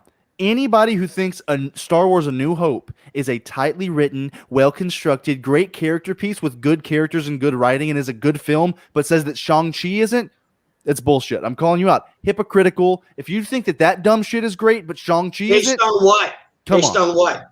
Based on the hollow characters, based on the cheesiness, based on the time that it was made, it looks like shit. Based on the fact that Luke is a non-character, based on the fact that it's sloppy and rushed, based on the fact that Darth Vader sucks. Hero's Journey? You're saying the Hero's Journey? No, I can't. I'm going to take this to another thing. I see people, but I love Luke Skywalker. I love Shang-Chi. So. What? Say that again. Bye, Paul. Oh, bye, Paul. Shang-Chi's character journey and his acting was just as good as Mark Hamill's journey and acting in Star Wars. All 3 Star Wars movies. Well, yeah, because it was incredibly simplistic. I'll say a New Hope. Like, yeah, but like you're shitting on this for being super simplistic and Marvel-y, but that movie's just good versus evil. Well, what character development did Luke have in the movie in A New Hope? None, but we laud it as a masterpiece. I will laud it as a masterpiece. Okay, that's because there's enough IMDb polls on name the 10 best movies in the world, and everybody always picks Star Wars: A New Hope because that's what fanboys do. Okay, but you ask them why, and they go, "Well, because the list said so." No, because it is. Because it is. Well, that's why. Well, I don't think it's the best movie ever. Like, I don't understand how people. No, Empire is the best of the 3, but those are all like Empire is the best. So I wouldn't say A New Hope is the best movie ever. I don't understand how people can enjoy Star Wars and not enjoy an average Marvel movie. They're the same thing. Because New Hope, doesn't need a Deus Ex Machina to get from point A to point B. Shang-Chi did. The story. I don't have a problem with the story. I have a problem with how the movie goes. We don't know how to get to the next part. We'll just have it happen. That type of writing. I agree with Jaded there. Oh, that was stupid as shit. Yeah. That sucks. Okay, this movie has the most stuff out of any MCU movie. Like the most just scenes, locations, different fights, different elements, different like they go from a bus to the side of a building to another interior to a flashback to now it's here. Now it's a flashback. Now they're in a forest. Now they're in a cave. Now it's a flashback. Now we're in a new world. Now it's a flashback. Now there's a dragon. Now we're in a flashback. Like it throws a lot at you, and the pacing is off, and the writing is kind of convenient. But I think the good elements of this movie, like the character development, the character drama, like the cringy jokes. Yeah, Awkwafina was anybody who's like Awkwafina was amazing. I mean, she was pretty cringe. I've never seen her in a film before. She wasn't amazing. Look, in Pickle, I agree with you that she did not need to be in this whole movie. She would have been okay up until the point when Shang-Chi said, "I have to leave." Right? And then I didn't hate her. Sure, she was annoying at times, but I didn't hate her because by the end, when the old lady tried to get her to shoot the bow and arrow and stuff, and then throughout the whole movie, she's kind of living settled. She's settled with work, being as a valet and stuff. She's not trying to progress and do more. And that old lady was trying to reassure to her, like, if you don't take the shot, you're not going to get anything. So at least take a shot at something. Because we got like 4 minutes of her being a loser, which she's not even a loser. She lives. Yeah, I wouldn't say she's a loser either. And they sing karaoke and they have a decent job. Like I didn't when they were. And I agree. I didn't feel like she was this loser who never took shots. But I guess based on Asian the expectations, whatever. Like that. Yeah. Well, and if you go off her personality, she has a very slacker-like personality. Like remember when they got the car, they took the person's car and they're literally joyriding it around SF and stuff. Like what did she have? She had master's degrees or whatever. Like knowing that your child has. I don't remember having any degrees and stuff. She had a bachelor's from Berkeley, and you can speak 4 languages. Knowing that she has that, and she's a ballet, like, dude, like, seriously? Well, I mean, like, some people don't like. I've seen that. To be honest, I've seen that in other movies, not just Asian movies, where the guy like a Ryan Reynolds movie or something like that. He's where he had like this great degree, but he didn't want to do anything with it. He was afraid of change. So that's what it kind of came off with me. But my biggest question is here. I want to roll it back. I want to get K-Dot's thought on this.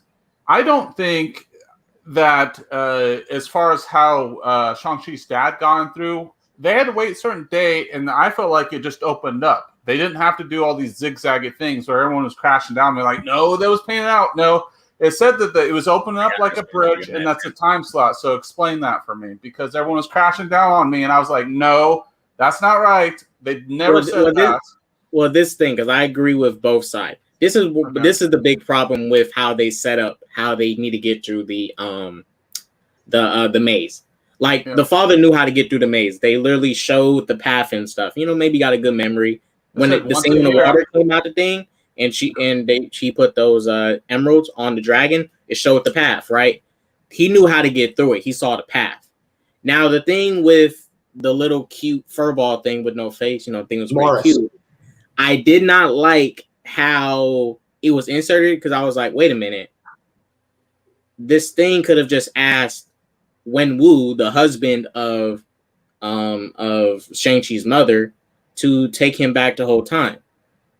And he would have knew the path. I mean, Trevor could have told him. But they also had the insert of saying the kids that we always expect you to come back. That's why they're playing the medallions on the kids. The aunt kind of mentions it or alludes to that. That's why they tell the dad, because he kind of turned evil. But how did he get that little furry beast? How did that furry beast just wander from that other universe? No, I think he went near the area. He said he went try to go back there. Probably couldn't. Maybe the thing was just hanging around on those. Yeah, mom or something. I'm with Fanboy here. I agree. Like they explain how to do it, but they don't show it. He just shows up, and it is kind of lazy when you just you get to a location and don't establish how they get there. It was in Jaded. I'll say this. It was very. If you've seen Episode 9 of Star Wars Episode 9, it was very similar to. Remember at the end when like they needed this specific Sith holocron just to get through the maze to get to the planet. All the ships just space jump to there, and I'm like, don't you need a Sith holocron to navigate? We all remember that, K-Dot. Yeah, I was. Again, that's the problem. They don't know how to solve the problem, so they just skip it and just get to the solution. That's what I don't like about the movies. Because they created two different ways to get through it. But I think what would have been better is if all of them just used the one way. Literally the thing that showed them the path, the trail to get there. Not that Horace. What was the thing? It was cute. What was the thing's name? Morris. Morris. Yeah, Morris. If they took out Morris or kept Morris, if they kept Morris or they had two different ways to get there, it should have been only one way that they should have went with, and then it would have been better for me. It had two different ways. I was like, this is very convenient that all this like this. Well, not necessarily. But Tim, I agree with both. I agree with you, and I agree with both you guys. I see the issues in both, but it didn't really bother me. I was okay with it, but I was like, you got to pick one way to get there. You can't have two ways. You need to pick one. They said for the way it worked, and they're like, "Oh, we can do it earlier, but it's going to be a lot more complex." That's why there's 19% chance of making it this way. Well, they got there the day before, right? They got there the day before. But right, and then, so they must have took another path. They had to took another path then, because the path you were supposed to take opens up in 3 days. They must have took another one with Morris then. Yeah, but Morris must have knew another path, like a shortcut or something, some secret path. Yes, they say he knows another way to get in. Yeah, and then they just do it. And then they just this one was more steady though, more steady, like or they could Yellow. If you want the link, I'll drop it if you want in Yellow. Yeah, it was the way I got it. A lot of us, I felt like they painted out for us that it was going to be steady for one day and it wouldn't be as much resistant. This path, it was like, okay, there's a 19% chance. So the stakes were different. So that's how I their path was a lot more dangerous, but the path Wenwu took was the more accurate path. But you just have to remember the trail. You have to remember the path. And how did he memorize it? Like it's like he sees it. I'm not looking into it that deep. He seems like a very intelligent person. It's like a magical thing. Like when you leave your house, you know how to get back. Just it's instinct. Like it works differently. He feels it. It was just. And to be fair, who's to say he didn't try it again because he still had the emeralds, so he could have popped it open again and drew it.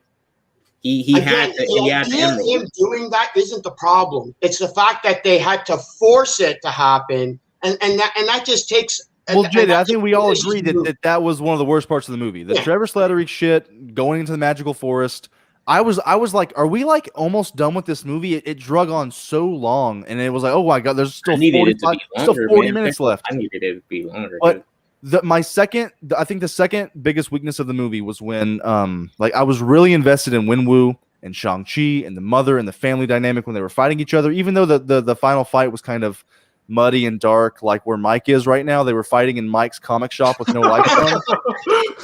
Like I was enjoying it, but the moment that Wenwu died and he started the final boss became a big soul-sucking CGI dragon, I literally went, no, you were like, you had it. You were almost there. Like a great ending with just Wenwu and this family dynamic would have been amazing. A great emotional ending. And like he gives him the rings and then it's just a huge CGI thing where he's jumping on the rings and shooting the dragon and you could barely tell what was going on. I was like, you did not need this. Why did they like this seemed like something that Marvel needed. Like we need a huge big villain at the end. And then like when he was like shooting the rings in its mouth and Katie shot it, I was like I was disconnected. The moment Wenwu died, I was just deflated. Why do you hate Dragon Ball Z and Sonic the Hedgehog, man? Well, I love Dragon Ball Z. This was not Dragon Ball Z. I'll say this. For me, for the final sequence and stuff, like when the father was getting his soul sucked and he transferred the rings to the son. Because the whole theme of this movie is taking the good and the bad from your past and putting it all together to make something unique for you, And when he learned his mother's technique to be able to beat his father, he also needed something from his father to help fulfill his character and bring everything all together, because this was all about, taking each thing from your past and making something new. So, but I like the moment. What I would have, I wish the father didn't die so soon. I wish it was the father, the daughter, and Shang-Chi fighting the monster for a little longer, and then he dies and he passes on the rings. I wish they just, didn't kill him so quick as soon as the evil villain showed up. I agree. Like, I wish that he would have taken on the monster a little bit. Maybe even he helps take it down and dies doing it. But he just like gave up like a bitch. Like, why did Wenwu in that moment? Just because he was like, Dad, she's not back there. Wenwu just believes him and is like, okay, you can have the rings. I just don't understand why Wenwu at this moment accepted death when he didn't for thousands of years. No, I mean, I didn't feel it. Like, they wanted me to cry, but I didn't. Was fighting was linked to the rings. Maybe it was the realization that it wasn't her, and he's like, you know what? That's true, because it breaks down. Mind you, that also stunned him too, because like when he saw the monster come out, that's when he was like, oh shit. But it happened so quickly that I think he just died so quickly. But see, remember, as soon as the monster came out, what changed his character was that when he realized his wife wasn't trapped behind her, he was being tricked. He immediately saved his son and stuff. That was great. Like, I love that stuff. I was like, he saved his son. I was like, he still cares. I was like, he loves his son. He's just a douchebag about it, but he loves his son still. And then when he was getting his soul sucked, like he's a villain or something almost. Yeah, almost like he's a bad guy. When it sucked his soul out and it was like cutting to the flashbacks, I was like, wait, is he like remembering all the great moments with his son, or is he remembering all the great moments with his dad? I didn't know like who those flashbacks were for, and it just didn't really connect with me. I was like, wait, is he if it would have been clear that it was him remembering, I think it was him. I think it was him. I think those flashbacks was him. Maybe it was both. Like it was good. It was just I wanted to like cry in that moment, and it just didn't really get me. It was nice, but it didn't get me. And then I was like, he's dead? No. He's one of the best. He's top 3 villain in the MCU, and he's fucking dead. Stop killing them. Yeah, and that's another thing. I kind of wish, because this is the thing. The father was not really the villain of this movie. He wasn't really. He was another victim. He was being deceived and tricked. His dad is a douchebag for what he did. I mean, he was a conqueror. He was going around for thousands of years, killing people and stuff, and a wife finally put him on a better path up until she died. Like he had his demons, but a character like Wenwu, I kind of wish it didn't kill him. But he was a really good fucking character. Dude, he was a great character. One of my favorite MCU characters. Period. I don't think he should have died because he was really a villain. He wasn't like he wasn't the Mandarin. They pretty much confirmed there's no Mandarin in the MCU. There's no Mandarin. He never existed. The Trevor made up the name Mandarin. Yeah, because like silly Americans were afraid of an orange. They made it up. Afraid of an orange. In my opinion, I wish we finally actually got a Mandarin, but it's like Taskmaster. We're not going to get actual Taskmaster. See, Kato, I agree that like I wanted to see a little bit more. I wanted to see a little bit more of like the 10 Rings being an evil organization, like the terrorist bastards in Iron Man 1 that like murdered children. But we got one scene where he was a badass, and then mind you, those was the false 10 Rings too. Like who was the villain? No, they were the real 10 Rings kidnapped Iron Man. They were just a sect of the 10 Rings. Like they were killing children. They were like, 10 Rings. They were real. 10 Rings is just a reference. They were just saying the 10 Rings. They used my name in Iron Man 3. I don't think it was the 10 Rings. They was just using his name. It wasn't the 10 Rings in Iron Man 3. No, in Iron Man 1. Oh yeah, in Iron Man 1, that was the different section. I wanted to see a little bit more. But the one in Iron Man 3, it wasn't the 10 Rings. They were just faking. But dude, once I accepted that it wasn't the Mandarin that I wanted, I loved it. I loved Wenwu. Yellow, what's up, dude? You said you wanted to add a little positivity to this. I know you liked the movie quite a bit. Yeah. Gave it a 20 out of 10. This movie was incredible. The choreography was that's not true. This movie was incredible. The choreography was absolutely amazing. All of the action sequences, I think, served the story, even the completely CGI blown out ones, right? Because that is a problem that they had.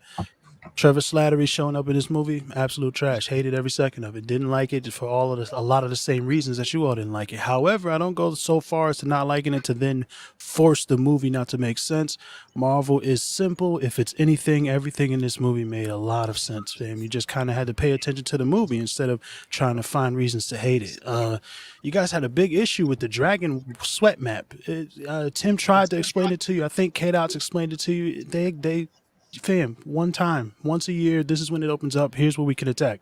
Oh, Deus Ex Machina Pokemon creature can help me get through it, although it might be more riskier. Sure, trash, hated it, but it's a different thing. They explained why the Mandarin showed up. People didn't understand why Shang-Chi ran away after murdering somebody because his pops trained him to for the last 7 years. Yeah. Do I have to explain that, really? No, the movie does, not you. The movie did. does. The movie did. Oh, The movie was very does. The movie was very. It does. If you want to say maybe we didn't get to live with Shang-Chi in that truth, to live with him actually being that assassin.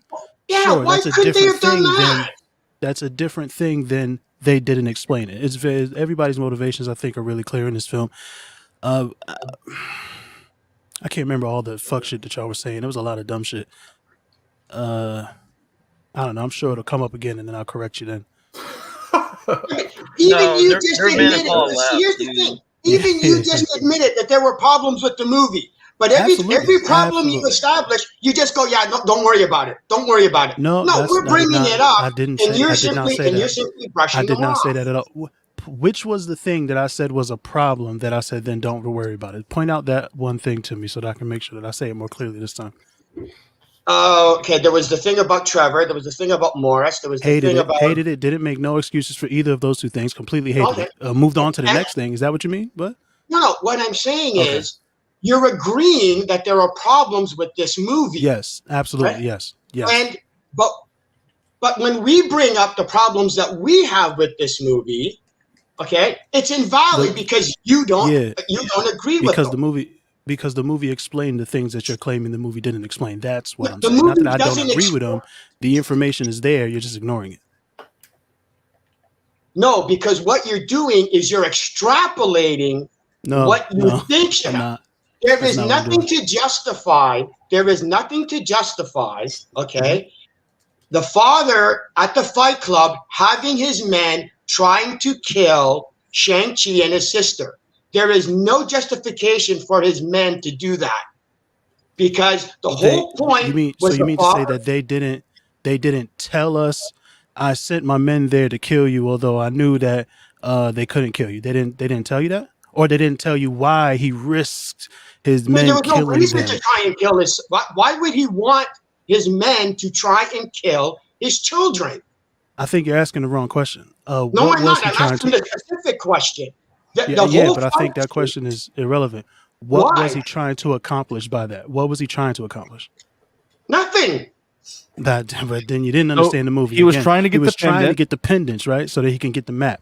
But he did that's what he was trying to do. No, but he also wanted them there too. If he sent his guys in there, then he knew he was sending them on a suicide mission. As a secondary objective, he wanted his family back together again. Sure, why not? But what was he trying to accomplish? His primary objective. And this, I understand why people don't understand this, right? Because like it's a weird concept, right? But like he wanted to get his dead love back. Right. The kids were secondary to him. Even after they were born, he didn't spend a whole lot of time with them. That's what all the flashbacks show us, right? So like that's the thing that drove him, was just getting his dead wife back.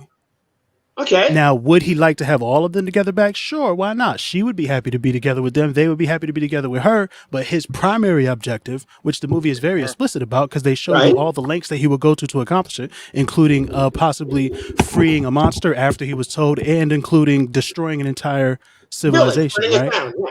Everything. So they showed us, and sending his people who are assassins after his children to get the pendant. They showed us multiple times in the movie that he had one objective, right? One main thing.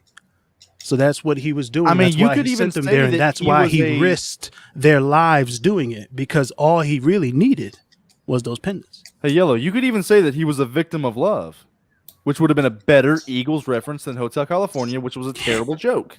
And also other bigger films, as far as like Inception, Shutter Island with DiCaprio, have those themes of like never letting go, but realizing the actualization of reality.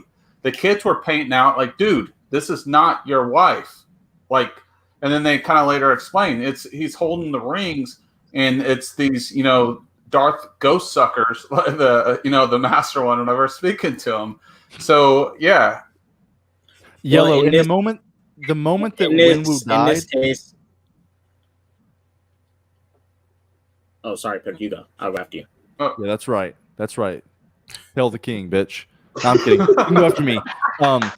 Yellow, in the moment that Wenwu died, and then you started to see what the final 10 minutes were, like, weren't you a little disappointed? Like, damn, I was really enjoying the family shit. Why is this happening? I didn't hate the kaiju fight as much as most people do, but I also didn't like it. It was still entertaining and it was still cool, but mostly because of what the other characters who I had enjoyed watching, because I think the characters were handled very well in this movie, were doing, right? Everybody else. So it's really like, oh, the sister's riding a dragon. That's dope. She got her cool little flame rope with the sharp end and the blunt end. That's kind of cool. I think they underutilized her. Shang-Chi doing all the fucking anime references with the 10 rings. I thought it was very simple. They could have done more creative things with the rings. I agree, but I still think they used the rings really well with what they did with them. Keeping them kind of simple in that way allowed for the story to be focused on more than I think the emotions of the characters using the rings, right? More than the actual. Oh, I agree. Like the rings were like an emotional tool. Like when he tells them, like, we needed you, or the family needed a dad, and all you picked those damn rings over us, right? Like it was about a tug of war of the rings. I thought the rings were okay. It was great. And the colors to answer the question from like an hour ago, orange. Which question was that?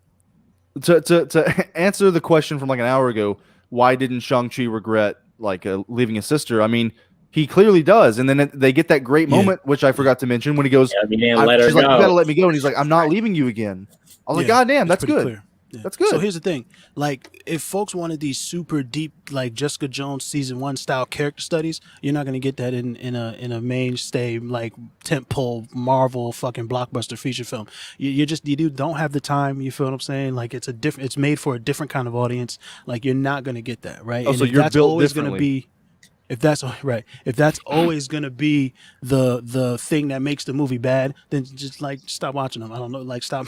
Why keep stubbing your toe on the same end table? Move the fucking end table. You know what I'm saying? I don't know, but because sometimes the end table smells like chocolate and it tastes good, but sometimes it really hurts you. Trevor Slattery, Aquafina, Kaiju. I really enjoyed Aquafina in this movie. I don't know, she wasn't anywhere near as annoying as all y'all made her seem. So let me say this: I've never seen her in a film before.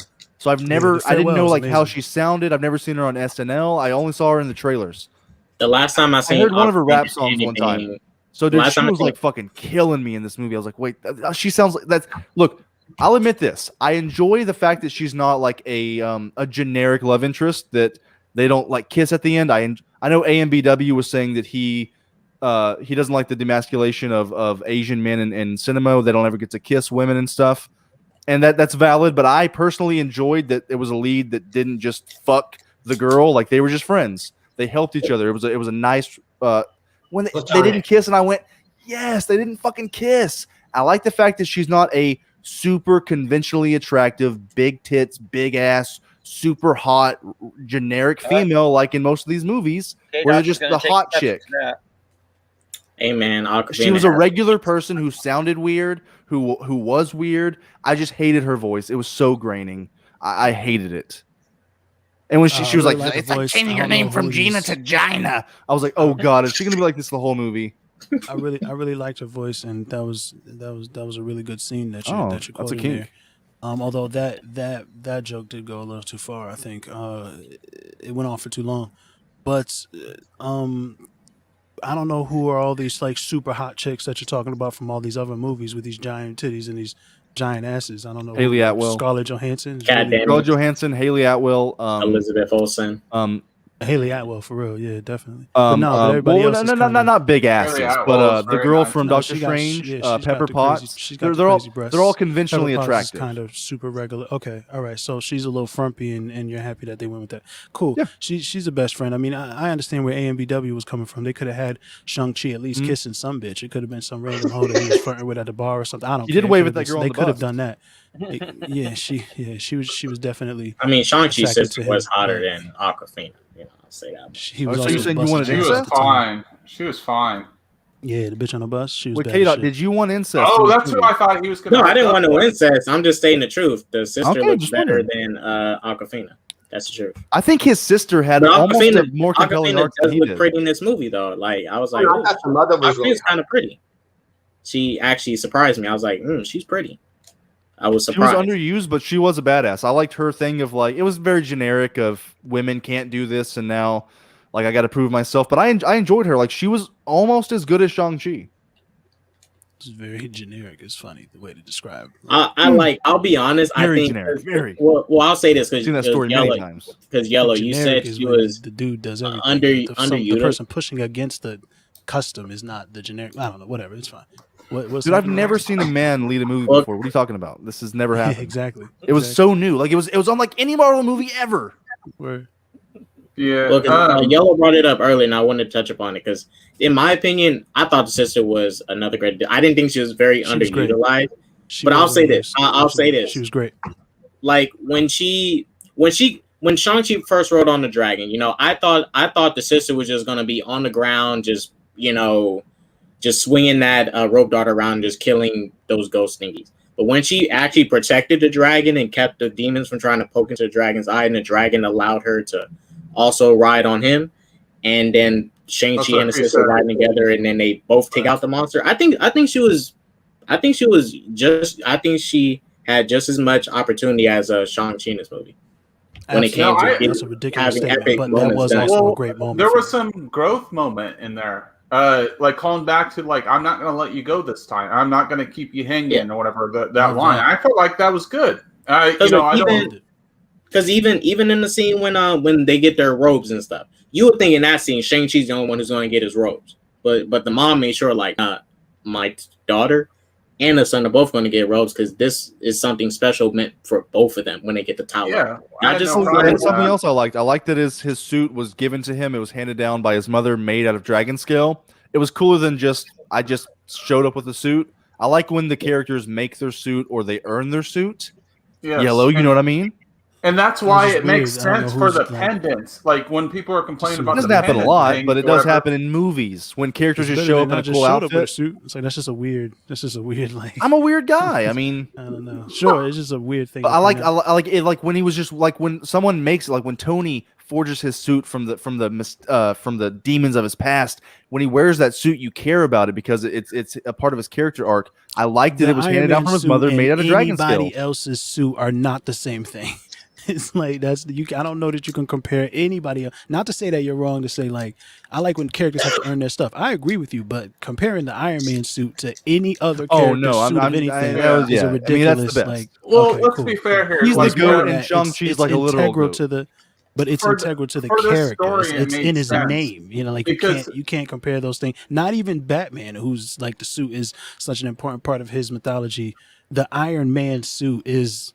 Dude, he should be called Dragon Scale Man. Yeah. He has to. But the thing is, the whole theme of this whole story arc is becoming yourself. Like he was hiding on his past, and then he becomes himself. And the aunt was like, even in the line, they're expecting them to come into that like pocket universe or whatever we're going to call it. The mom left those clues on their chest or whatever, like, hey, come visit your ancestry one day. That was the point of that. So, like, I don't have an issue with them getting this new technology suits because borderline powers without the rings, man, they're just like normal human beings, but with master martial arts skills, like Bruce Lee, which Shang-Chi is based on. So I have when his father punched him, he would have died if he didn't have that suit because you saw the reflective ability. He was still KO'd, but when I woke up, if I was Shang-Chi, I'd been still scared of the crap. I mean, he was probably really shocked to see a dragon in front of his face. Dude, I would have pissed my pants. And also that dragon scale suit also is magical because we've seen the dragon scales there to fight those demons and stuff. So yeah. So even though the suit it looks very basic, it's powerful. It's damn near vibranium. And see, like I thought when I saw pictures that his suit looked kind of stupid. Like the fact that it could have been more, but I understand why they left his forearms barren now, so he could have the 10 rings on it. Yeah. I was like, why does he just have like rolled up sleeves? That's random. It also looked great. They needed that space. I don't know what you guys are talking about. Yeah. The rings give them god tier type power. Traditional and like it looked super dope. It looked modern. I liked it. Yeah, I do like how he had the best of both worlds. Like he had his world from California. He was wearing Air Jordans, kicking ass, but then he had the top of him had the Asian stuff. And dude, Yellow, I know you love that line when fucking the Wenwu was like, He was like shut your mouth, young man, or whatever. He called that old man a young man. Incredible. He's like, Dude, respect your, he's like, my respect nipples your got elders. hard. Well, yeah, he was like, watch your mouth, young man. I've lived 100 of your lives, dude. I was like, okay, he's cemented as like one of the coolest motherfuckers in the MCU. It was amazing. Yeah, because he's all respect. Wenwu was clearly the best character in the movie. Like I think everybody agrees on that. Man, Tony Leung came there, showed up, and got busy. I think what really works in this movie are the emotional threads. Like all of the characters, different characters' emotional motivations were very clear. If maybe some of them were simple, but they were very clear, and I think they were well handled the whole time. The only problems really are when, and I think Pickle said it earlier, when the Marvel stuff was had to be at the forefront, when they had to say, hey, remember the MCU? Here's some of this. Those are the only moments where it's like, you mean like Easter eggs? Where it's the Travis Slattery shows up, the giant CGI kaiju monster fight at the end, the Wong. As much as I loved Wong being there and I loved him fighting the Abomination, that was random as hell. It was just weird. I liked it though, because like when you look through the portal, you can kind of see it looks like there's a containment chamber in there. So like he's gonna go put him back in timeout, like he's training him. He's like, nah. Well, he took him out for you got to walk. You got to walk the dog every once in a while, right? Easy. So it seemed like an interesting thing that is specific to the MCU. I think Wong is one of the better MCU elements that they forced into this movie. But the movie that what's my guy's name? Destin Daniel Cretton created with all the wuxia elements, both from a storytelling point and the fight choreography. And the Rumble in the Bronx elements, which I assume came from like the fight choreographer Brad Allen, who passed right at the end, I think, of production. All of that movie that they made is absolutely incredible, right? The only problems are when you start throwing in the Marvel stuff. Here's the thing, because we know that movie that they made is incredible. A lot of the complaints that like it doesn't make any sense. Don't make any sense. Okay. Yeah, I guess my biggest concern was like it is like that whole scene it's like a plot device, right? When they're all stuck in there and they look through the open door. Why is the door like kind of cracked open? I understand the sister thing more because she knows the underground pipes and stuff, but like, you know what I mean? Like, why is the door cracked open? It's like the father let them listen to this. It sounded like to me when I heard it, it didn't sound like he was like across the hall from him. It sounded like it was a ways away, because especially with how distorted the voice was when they first hearing it. It was not somebody quoting scenes from a play. It was a fucking gurgling monster or some shit, right? Yeah. Like no one had any idea what it was. That's why I think did Aquafina make the joke about so we're gonna go towards the sun? Was that? Yeah, she did. I would assume so she there made you go. The joke. Yeah, right. Well, the thing is, I also want to bring up. Oftentimes in martial arts films, what people don't understand, oftentimes they're like filling people out and training them. I never thought that the family members were going to kill each other. They were like training sparring, not like fighting for the death.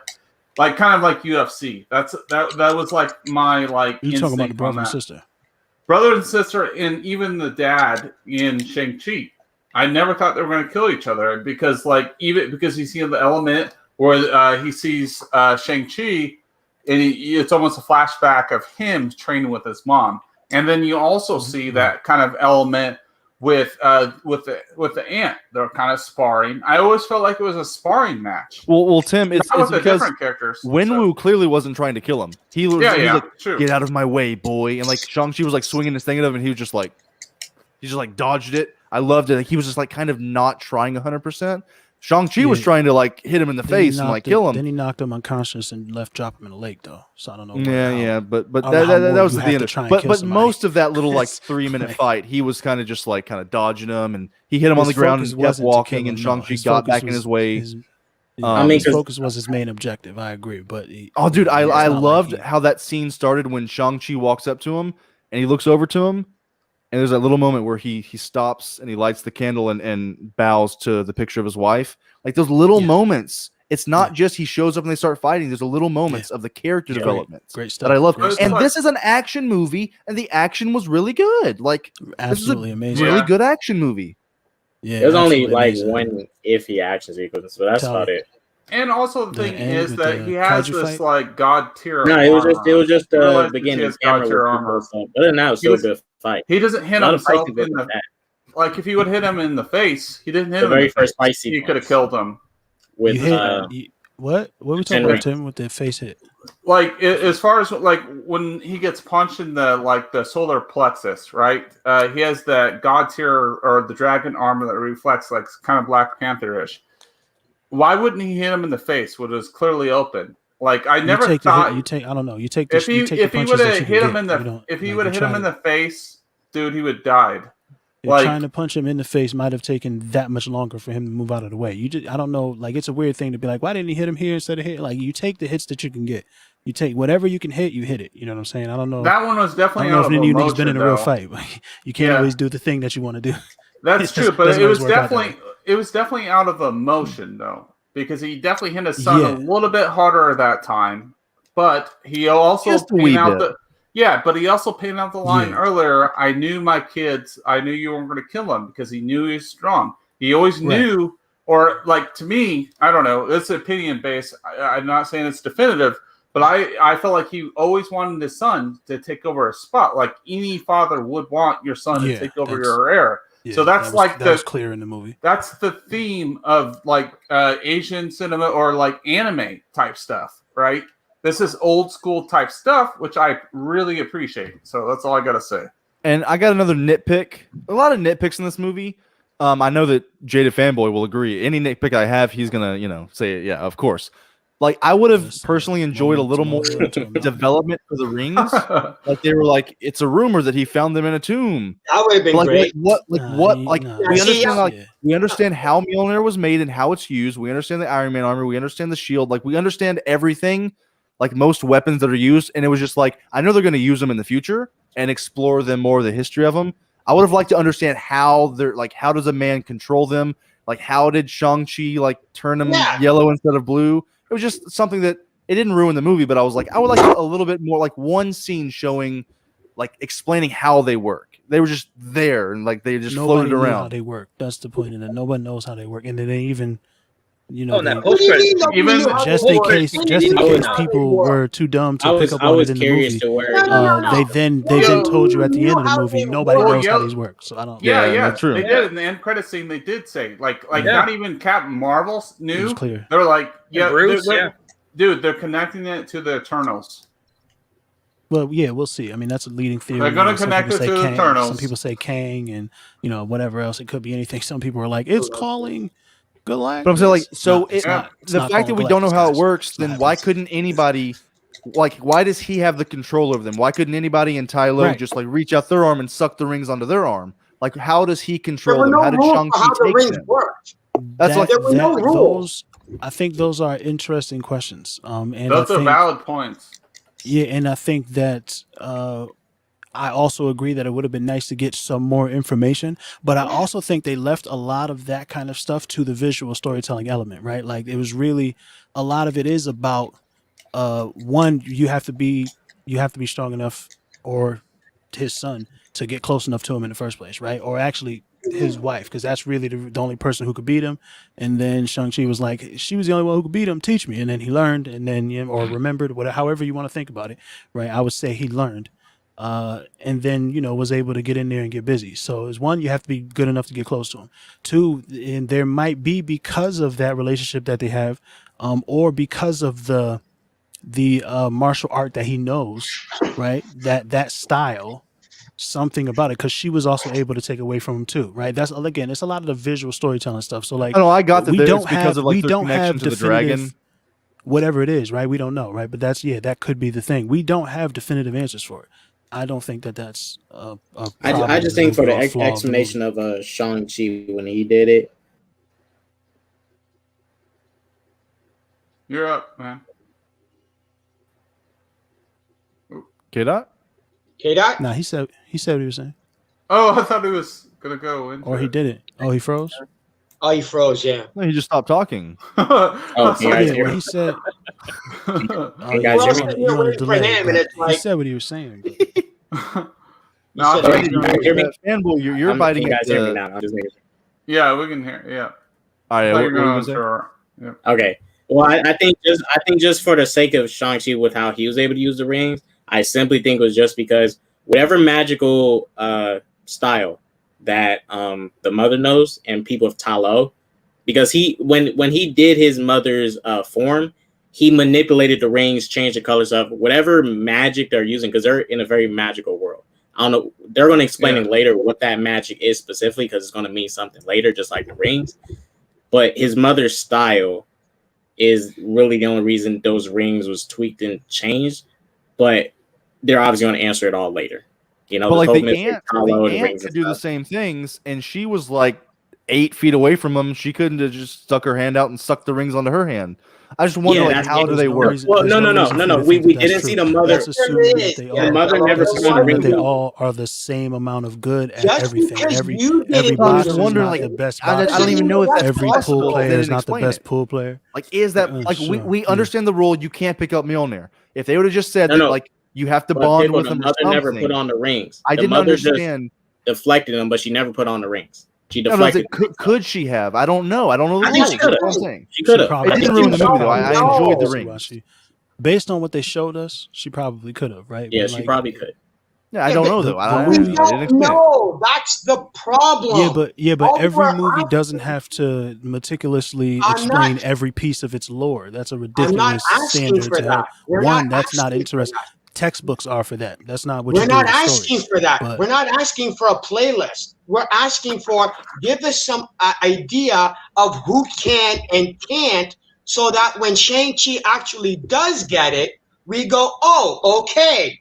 When somebody else tries, they did do that. They did it when they showed us the mom do it, and then they did it when he said the mom did it. How do I do it? Like they did that. No, because the father says to Shang-Chi, I want you to earn the ability to get the rings. Okay? Yeah, but that's a different thing. That's more about him and his... He just gives him the rings. And it's like, well, what did Shang-Chi do to now earn the rings? Well, one, he beat him, number one. Number two, he helped in a way helped to redeem him, right? And three, he showed that he was redeem who? Responsible, even Shang-Chi, Wenwu, to help redeem Wenwu in a way, not like completely. He's obviously a terrible person, but it was like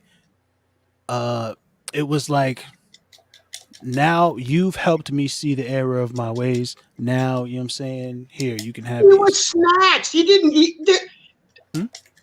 He gave the dragon snatched Wenwu. Wenwu was getting his soul sucked. So what did he do? No, but he was already. No, he gave it to him. He just gave it to him. But he was already. Yeah, but he had already lost that though, right? Like he had already seen how what he did was wrong, and now Shang-Chi is the one who can fix it. He had already seen that. But he didn't have a chance to do that. He's fighting the dragon, and all of a sudden he's getting his soul sucked. When did he have this moment of realization? You never. The only moment of realization is as soon as the dragon came out. Yeah, and then what does he do? He just starts attacking it and fighting it. No. He saved Shang-Chi first, and then he attacked the dragon. Hey, everyone, I gotta go. Thanks for having me on. I really appreciate it, Pickle. This is awesome. I know we could go on, but I was supposed to be on my buddy's channel like an hour ago. So like, Are you pulling a nerd, man? Are you pulling a nerd, man? I'm going in 10 minutes. The Phantasm Show. If you want to check them out, they're a great show. They're incorporated with Robert Meyer Burnett, if you know them. But if you guys, any of you all want to come on my show, you're more than welcome. I feel like we'd debate this for like a couple hours. But yeah, I love the heated discussion. It gets pretty sweaty and intense, so I get it. But I love you all, 3,000. Yellow, Jaded, Mike, K. Dot, and Pickle, and even Paul that left earlier. Damn. Even Paul. No, I like Paul. And then even Yellow, even Nerdman. Yellow is amazing. There's nothing. No, I like Yellow. Yellow's a motherfucker. Even stop Nerdman interrupting his sign off, man. Let him get his shit. Oh, us? Bob Saget. I mean, even Nerdman. on Sundays, I guess. But all right. Well, hey, honored to be on. And hey, if I don't see you, good afternoon, good evening, and good night. And it was honored to be on. You guys are all fun. So let's collab soon, everyone. So thank you for having me on, Pickles. That was terrible, Tim. Oh, I know, man. That's what really she said. Bad. Almost as good as Nerdman. Yeah, that's what great to be on, Tim, dude. That was fun. fun. That's what she said, but it's good the first time. Kind of lost it the third time. Yeah, man, I appreciate you coming on. What were you guys talking about while I went to get a child's pediatric shake? Wenwu's realization that was clearly explained in the movie in a very simple way. If you want to say the movie was simple, like I am with Marvel put out some simple shit. If you want to say like the comic book stuff that they injected into it didn't really work, the CGI distracted me from the good choreography, I can understand those things. But to anything that's like around the character development or the plot of the movie, it's very like if you don't understand it, that has nothing to do with the movie. It's not that we don't understand it. It's that what little they provided was more than enough for you. Okay? What little now to you, it wasn't little. It wasn't subtle. It was not blatant, but easily understood. But the rest of us, we wanted more. It was enough to tell it was enough. Okay, hold on. But the thing was, it was enough for you. Okay? But for us and for other people, it wasn't enough. We actually wanted more. Now, if you're going that we shouldn't have had to have more, that's fine. But don't tell us that we're not allowed to ask for more out of the movie, because we're the fans. And we're the ones we're the ones that the movie's for. And if you're leaving us confused, okay, and if it's just one or two people, then fine, it's the person's fault. But when there's a majority of people going, we didn't catch that, we didn't see it, then that's the movie's fault. You may have been more, you are obviously more observant. You were able to catch stuff that we didn't, okay? We're not as in tuned to the subtleties and intricacies of this movie as you were. So we're asking for more. That's all we're doing. That was great stuff. I don't know exactly when this entitlement thing happened with movies. Why not? It's a movie's job to tell a story. It's not our job to fill in the gaps. It is a movie's job to tell a story, and when they tell the story and maybe you miss certain nuances or you don't get it or whatever, that's not the movie's fault. No, I because agree. The movie's fault can tell. When it's an individual who goes, I don't get it, you're fine. I get it. That's my fault. But when you have a majority of the fan base saying we don't get it, then you can't go, it's just the audience's fault. When a bunch of the audience when the audience are asking questions that the movie answered, then it's the audience's fault. The movie answered the questions that you're asking. Like, I'm not saying you need to know this about the comics or about the movie before or the movie after. Like, none of that's happened. Just based on all of the scenes and what was on that screen in the movie theater, I have the answers to these questions. So it's not. And I can't help but notice how much Jada Fanboy and Mike look like brothers. I can. Well, as long as I'm the better looking one, I'm fine with that comparison. I'm not going to show my hand, but one of you was very sexy. Okay. Oh my god. What were we talking about? Oh yeah, Shang-Chi. Shang who? Shang-Chi. But I will say, I know what you're trying to say, Jada Fanboy, but out of the 8 people that were on this panel total that came in and out, like 5 of us really enjoyed it or loved it. Only 3 out of 8 didn't like it. And even Nerdman was kind of on the fence. Really. Like, most people are liking it, and the minority are asking a lot of the questions. I do think it's a dumb action movie. It's simple. It's kind of generic Marvel fanfare, but the highs are super fucking high. There was a lot of the emotional moments in this movie that really elevate this movie. The really emotional moments elevate this movie. They almost save it for me. Like if this movie didn't hit with the emotions, then I probably wouldn't have liked it because that comedy was not hidden. for a majority of this movie. You don't like comedy, period, because you're a DC. No, I do like comedy. I'd like good. No. You're a DC apologist. DC comedy, DC and comedy. It's like water and oil. It doesn't mix. Don't mix. I don't like jokes. You know me. All my movies gotta be black, no jokes and stuff. I get it. Well, look, I know that everybody's gonna ask this question, and I'm gonna make an official list video soon. And I know Yellow yesterday on Nerdman's stream, you couldn't really place it in the MCU, but try your damnedest. Not Nerdman, K-Dot, Nerdman's son. Yes. Where would, maybe not exactly what number, but where in the MCU would you stick this?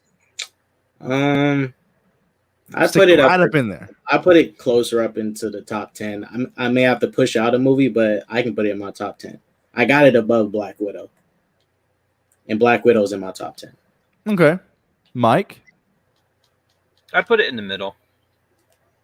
So like 12, 13, 14 out of the 25? Yeah, somewhere around there. I mean, because I still, and not for nothing, I mean, it's like, we've had like, 10, 9, 8, a lengthy amount of time, and some of those characters just, I don't know, I'm more familiar with than Shang-Chi. I mean, I know of Shang-Chi. I've read comic books with him and stuff like that, but he was always more of a supporting character,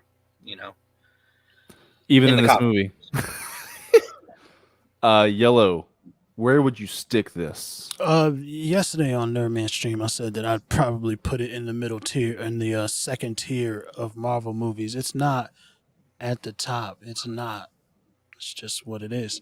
But it's definitely, I think, because of how well choreographed the fight scenes were, and because of how well handled all of the characters, like different emotional through lines, right? Because I don't think they weren't the most blow away emotional scenes that I've ever seen, but their emotions were clear and they were played into, like, they were played by the characters in their actions, including the fights, right? Like, I really, really love when Sis is introduced to us in the film and she's just beating the shit out of Shang-Chi there, and they show us the flashbacks to help us understand why that's happening, and they show her faces and the way she's striking and the different thing, how she's responding to Shang-Chi's pleas of like, please don't fight me, like all of that stuff. I think they handled really well.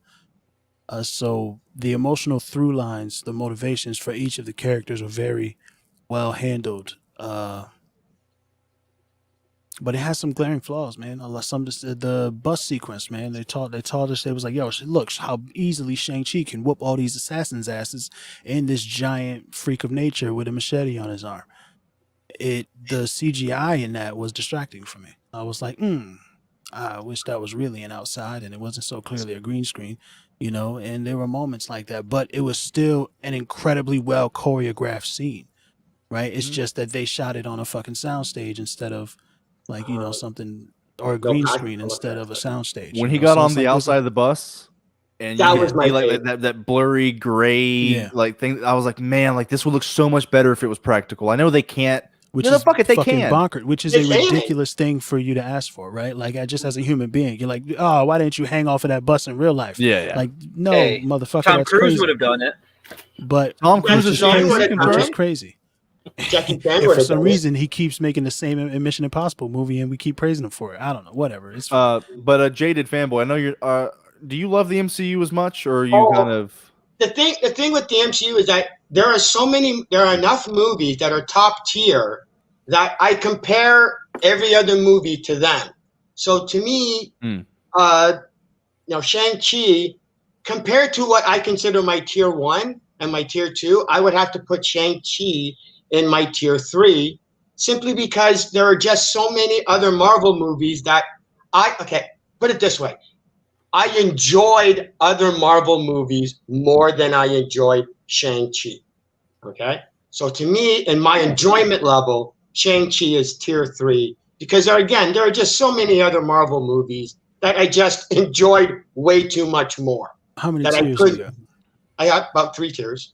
3 tiers. Right, yeah. So I got 4 tiers for the Marvel movie. And Shang-Chi is in the second one, I think. Like, I'm not sure where at the top or at the bottom. Well, yesterday you said like high tier 3. No. No, Maybe, okay. but I I'm got not 4 gonna tiers. I'm not sure where Shang-Chi goes. It's hard. There's too many movies, and I like them all for different reasons. You know what I'm saying? Like it's just, but it's definitely it didn't blow me away, but it was really fucking good. Like it saying was like it's a really mid-tier Marvel isn't even a bad thing because most No, it's Marvel not. movies are good. There's just too many movies that I enjoyed way too much more to go, okay, this is good, but I've seen better, and I guess that's my viewpoint to the Shang-Chi movie. Yeah, I think it's probably it's probably hovering around 11 or 12 for me. Out of all of them, I enjoyed it more than Black Widow. I think Black Widow is probably a better film.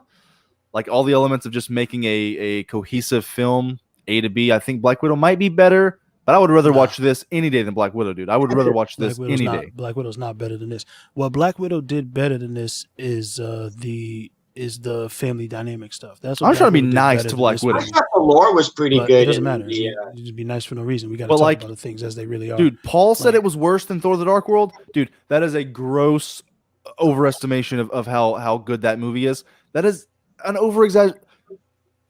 That is stupid, Paul. I'm sorry. That is the dumbest thing you've ever said.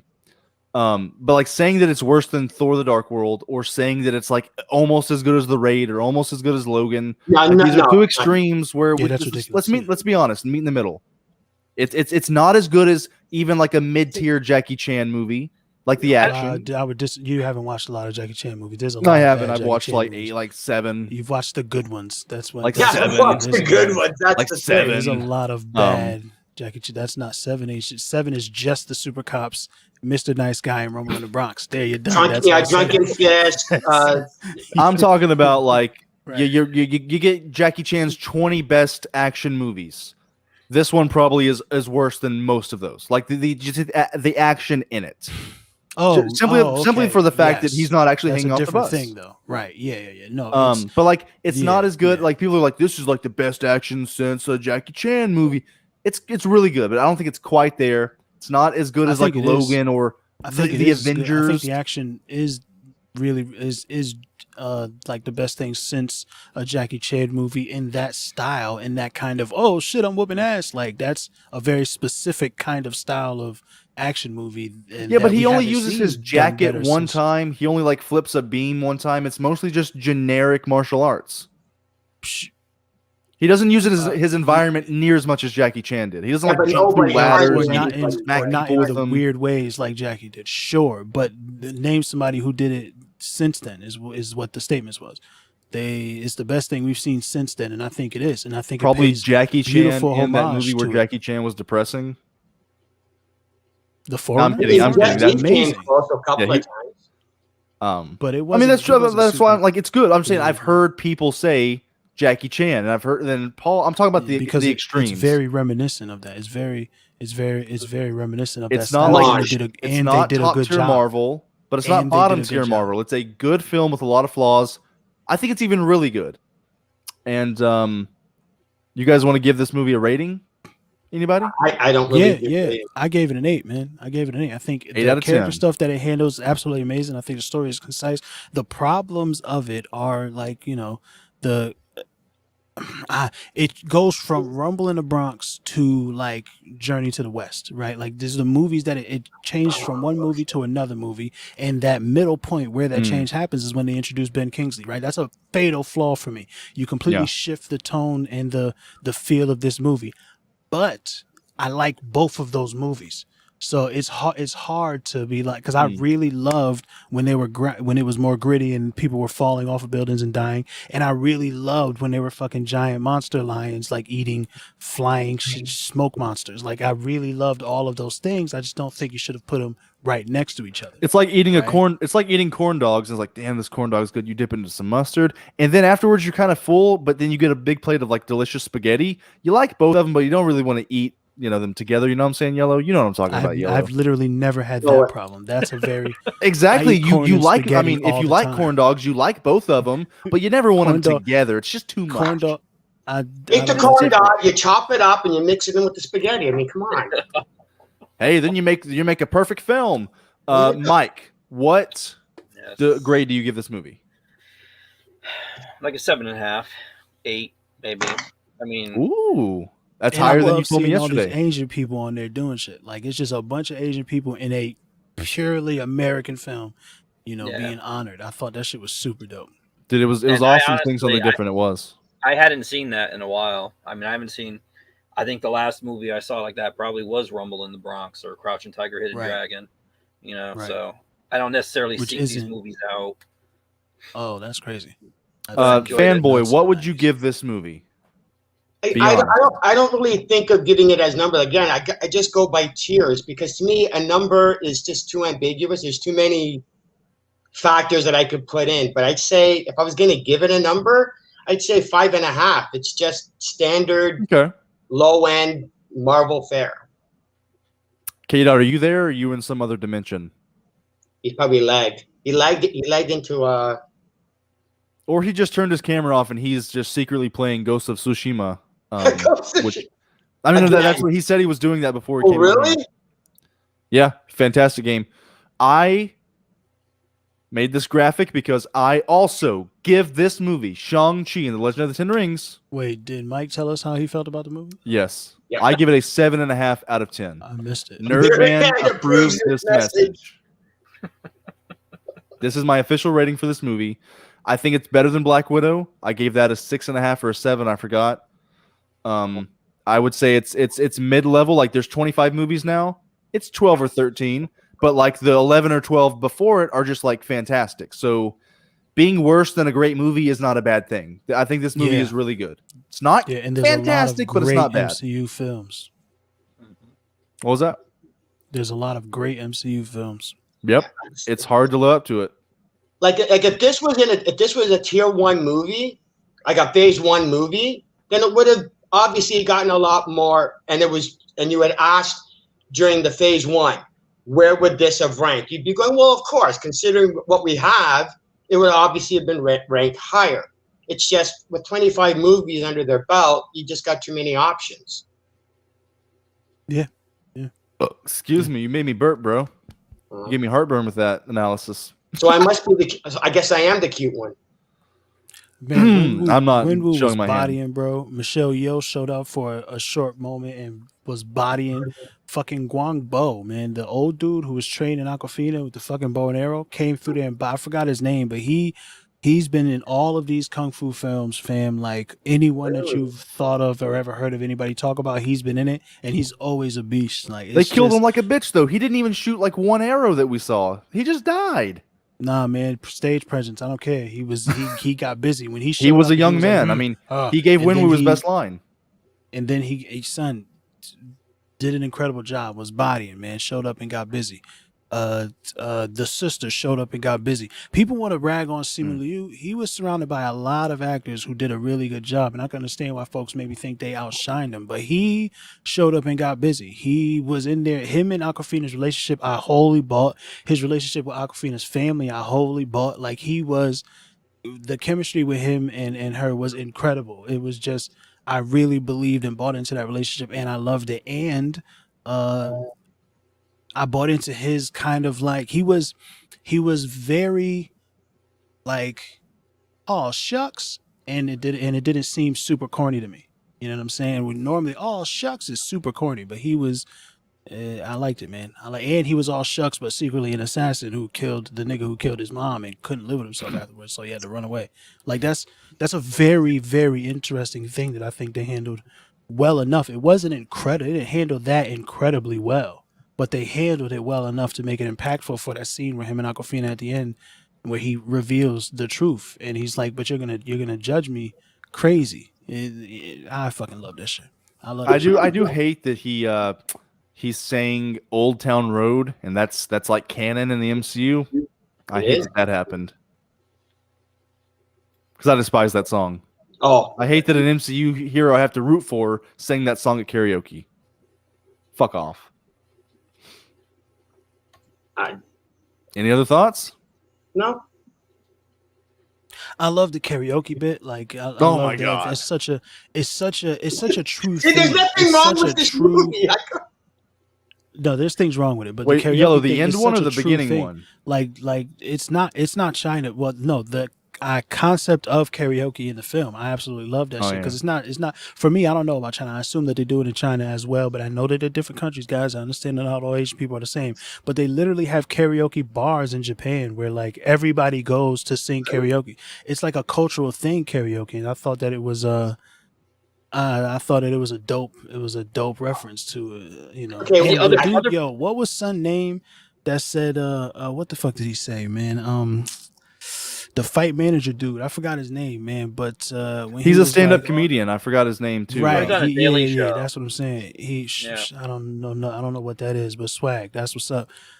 He like when he said when he starts talking to Aquafina, he starts talking to Katie in fucking Chinese. She's like, I don't speak Chinese. He's like, yeah, nah, it's cool. I speak ABC too. That is such an insular Asian thing.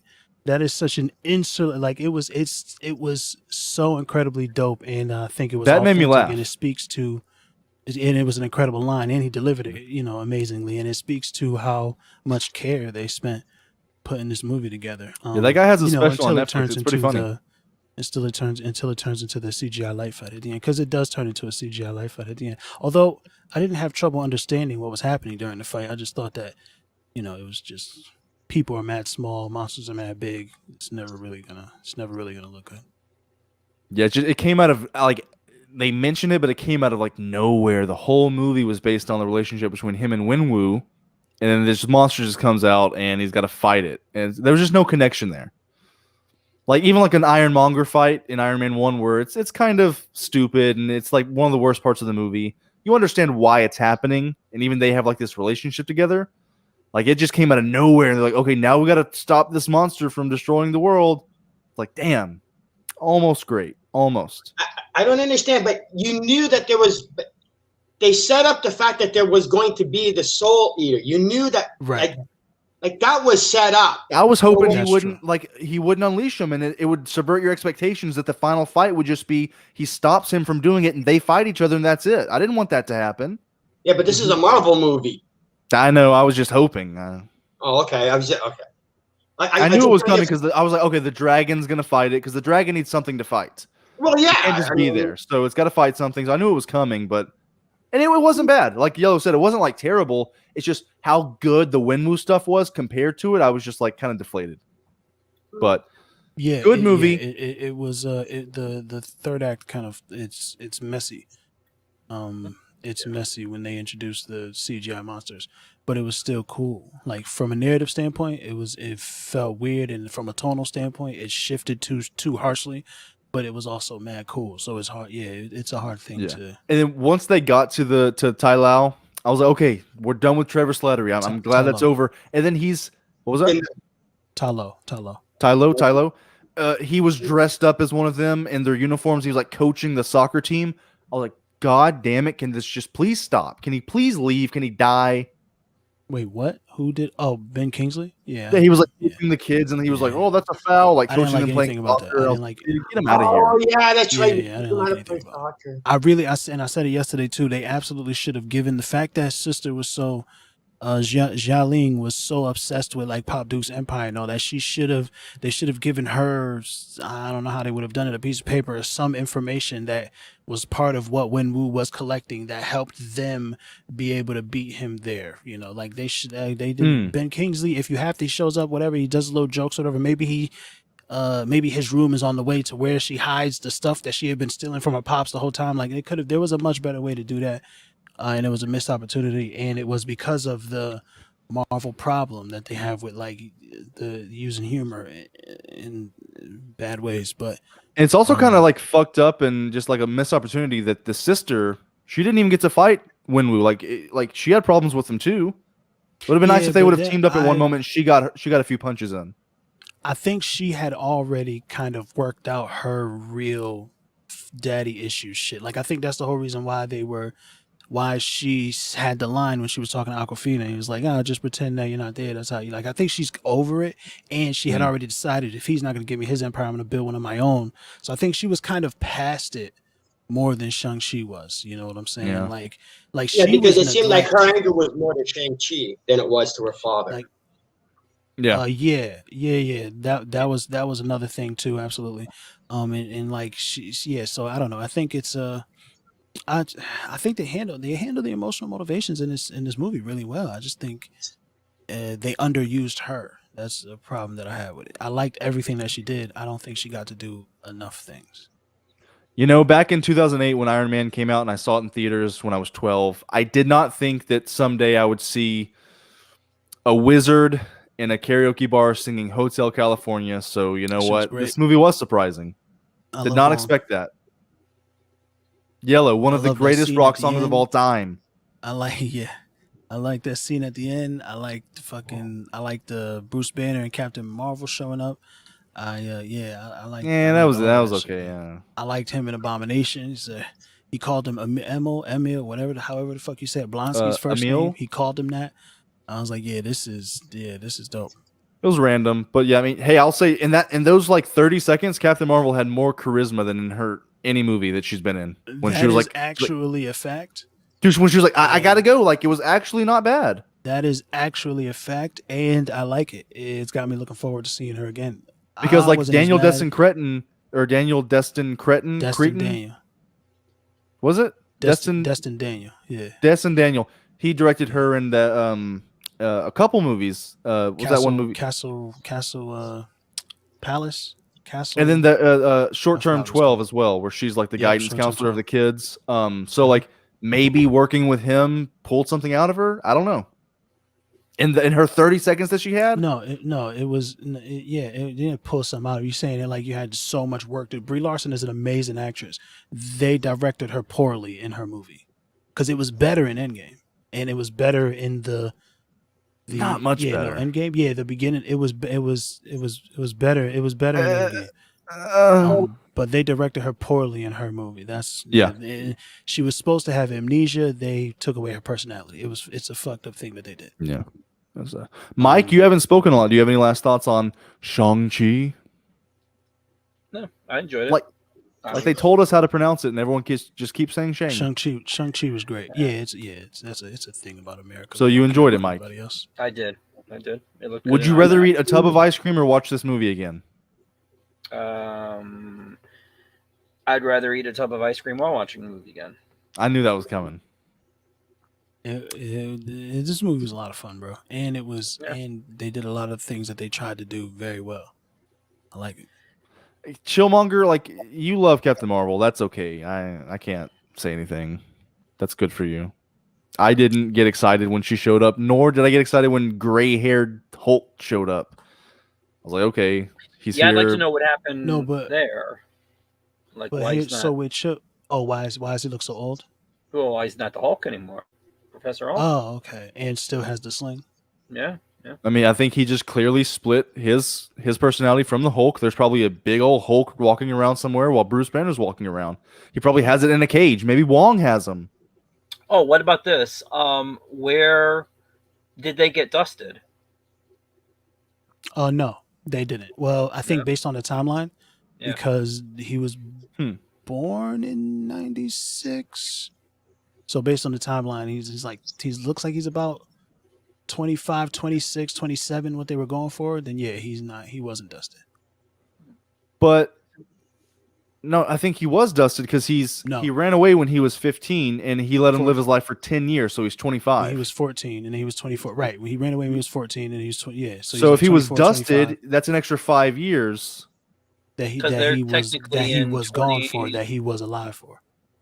2023 now or something like that. So shouldn't he be 29? Yeah. They're in 2023. Why? Right. That's not how the dusting. He should have been. He was dusted. No, he wasn't dusted because he's the same age. He's younger than me. I was born in 95. In 2021, I'm 26. In 2023, he would be 28. He was. So he had to have been dusted, so he didn't age. Maybe, but it didn't sound like that in the maybe he wasn't born in 96. Okay. I don't know, but it sounded when they did the timeline stuff, it sounded like he was alive through the dusting. Maybe I saw an interview with Ashley's daddy, and he said that there was a Easter egg in this movie because the guy asked him. He said, "Was Shang-Chi dusted?" And he said there's a Easter egg in this movie. He's like, I don't want to spoil it for anybody, but it's a visual Easter egg. It's not like some. And he's like, oh, that's not what he asked him. Yeah. Oh no, he did ask him that, but then he didn't say that it was a visual Easter egg explaining whether he was dusted or not. He was just saying that there was a visual Easter egg toward the blip or whatever. And I don't know if he was talking about this or not, but there was a blip based dating site poster. Right. Yeah. Thing. So well, I don't know if that's what he was talking about. It was not really much of an Easter egg. It's just so weird. He's back. I guess it's an Easter egg, but well, as far as this, if I think if it goes off the No Way Home trailer, I think when Wong steps to that portal, maybe he's going to the tournament and this tournament thing in Shang-Chi. So I think maybe this takes place a little bit after Far From Home. Seems like it takes place a little bit. I don't think so because if he's going to the fighting in that trailer, he has bags. So maybe he goes to wherever he goes when he leaves with Abomination. Did they have like a locker room and stuff in the? Yeah, they had a locker room stuff. He didn't take like a gray room with like a cage. So maybe he's going to that. Maybe he is going to that. Maybe because he has bags. I don't know. Well, he's clearly working in the China area of the world, right? Like he's probably at the Chinese sanctum or whatever. Yeah. He's clearly like, it seems like he's working in that area. Or less, why is he showing up in Macau? Why is he around to find Shang-Chi and shit? Like, you know, so it seems like he's clearly working around in that area somewhere. So he could be leaving for that point in that moment we see in Far From Home. But I don't know. I think Far From Home is going to take place after. It's because, I mean, not Far From No Way Home is going to take place after, because Far From Home takes place after, like, WandaVision and shit like that. You know what I'm saying? So it's like, it just seems like Far From Home is 8 months after WandaVision. Right. So it just seems like there's too much time that has passed for Shang-Chi to be taking place after. But I don't know. They'll get, when we have all the movies, we'll be able to piece together the timeline. Well, because it depends. Maybe, you know, the same week of that Wong leaves in the No Way Home trailer, maybe that's when he goes to tournament and Shang-Chi does happen. Probably, you know, Shang-Chi, the movie only takes place like over 2 to 3 days. Yeah. They definitely ignored and just didn't address like who got blipped in this movie. You don't know who got dusted. Did the Mandarin? What happened to the and I didn't need to know. That also I didn't need to know that they weren't blipped, because if you were, it probably would have been an important part of your story. They didn't say that. Like even when they were having that conversation and shit, and they were like, "Motherfuckers got we live in a world where motherfuckers could disappear at any time. You got to get your shit together." You know what I'm saying? So it seems like for 5 years while the world was going nuts, they were still just kind of like, I don't even think America. Whoa, like I don't even think the Mandarin got blipped, because if he got blipped, he would have lost those rings. He would have lost those rings. Song they could have put in it. Well, if the 10 rings got blipped, those rings would have went missing those 5 years. He probably would have lost them. I don't think he was blipped. Maybe it makes sense that Wenwu wasn't, because that's perfect time for him to do his criminal empire stuff, right? Like there's a lot of voids filled and shit like that, and like maybe the 10 rings like protected him from the snap, like they were impervious to the energy that it emitted. Yeah. That's interesting. Because these are a beacon calling to somebody. I don't think it's Kang. I think it's something aside from Kang. It's probably calling like Fing Fang Foom or something. It makes sense. It's also I certainly hope they don't call him that, but it makes sense because traditionally that's where they came from originally and all that shit. So it makes sense that that it's, you know, calling out to the planet that they're from. But so when did they? I don't remember what they said during that post-credit scene. When did the beacon actually start? Did they know when the beacon started? Like, because the whole movie happens and then Wong shows up at the end, right? Yeah. Like he's in the area, but he's not bothered with the rings. And he said he didn't start, like he said, because of the beacon that was sent out, he responded to that. So like, is it something that happened after Shang-Chi got him and started using him and did his little Kamehameha Hadouken with him? It could have honestly been a combination of the demons breaking out, the fight between the father and the son, and Shang-Chi manipulating the energy. Well, that was in another dimension. The demons breaking out was in another dimension. I think it's specifically the rings when they got back to Earth and shit. I think it was when he unlocked it, because like if it was when Wenwu had him, like the ancient one He would would've have been come chasing him down looking the whole for it. time. Yeah, Right. each one would have Right, came get him. right. It makes hadn't sense. been between that fight because we saw the energy shift from Wenwu and when Shang-Chi got him, the energy inside the rings changed, different colors and Yeah. stuff. So Yeah, it had which to I have really happened like. then I for like it to how get they did that. activated. I like the wings. I don't think it's complaining. They're not the 10 rings of the. I don't care. They're cool by themselves. I've accepted Would it. it have been dope to have the 10 rings from the comics? Absolutely. I like when you fuck with magic in like a creative way, and that's what they do. But I like also what they did with this. Shit was super dope. Some You know, I using them to think fly. That was incredible. Shang-Chi ran up them and then kicked his pops with them. That was some super fucking Yeah, dope it was shit. cool. Like that folks want to ignore how cool those fucking And like rings the were and how fact they that were his used. shoe, his Air Jordans never like fell into the hole and he tripped. Like he's a badass, you know. Yeah, right. When you I mean, like walking on rings, you might like all of the martial arts with the rings was tight. I just wish they did a little bit more magical stuff because they kind of just, just a little bit more magical stuff. Well, They was you know what? already I'm now that I think about it, like it would have been nice, even if he had him on his wrist, to have each one do a different thing.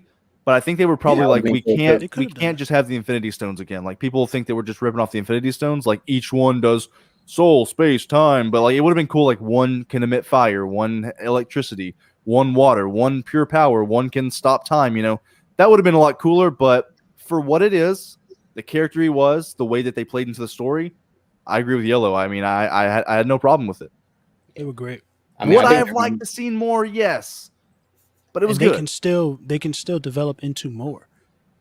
Right, like They that. can. Yeah. Based on what we've seen in the film, when Wenwu used them, they did a certain thing. When Shang-Chi uses them, they do a different thing, and so much so that now there's a beacon emitting from them. So like they can still develop into. I don't think that they will. I'm not saying that they will. I don't think you niggas should get your hopes up about it, but they can. You know what I'm saying? And I think that's the director today or yesterday in an interview said that we deliberately held out some scenes with the 10 rings because we're doing stuff with them in the future.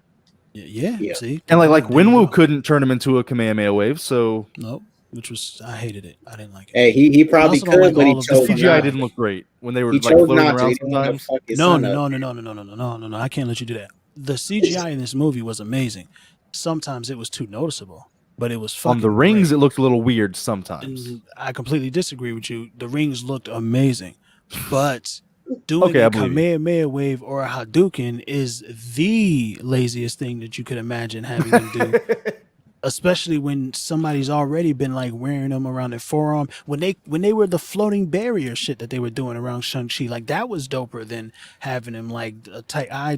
We've been doing fireballs for 40 fucking years. Like you could have done anything else. That would have been when Wu punched the ground and they dug through the ground towards Shang-Chi. That was super dope, right? Like there's a lot of things that they could have done aside from a fucking fireball. But American audiences, Western audiences are dumb. And when you see the fucking Hadouken, I know that I recognize, so that's why that was what it was. All right. Anybody have any last comments that aren't Yellow? Because I know he's about to bring up something else that he liked. She was great. Well, and there were problems with it, legitimately. In regards to the rings, I was disappointed that they weren't actual rings like in the comic book. But the one thing that this movie did do was it took the concept of the rings and it didn't just keep them on his arm, right? Like the fact that they had these ideas of, hey, we can take it, we can make them spin around, we can use them like a whip, or you can have them turn it.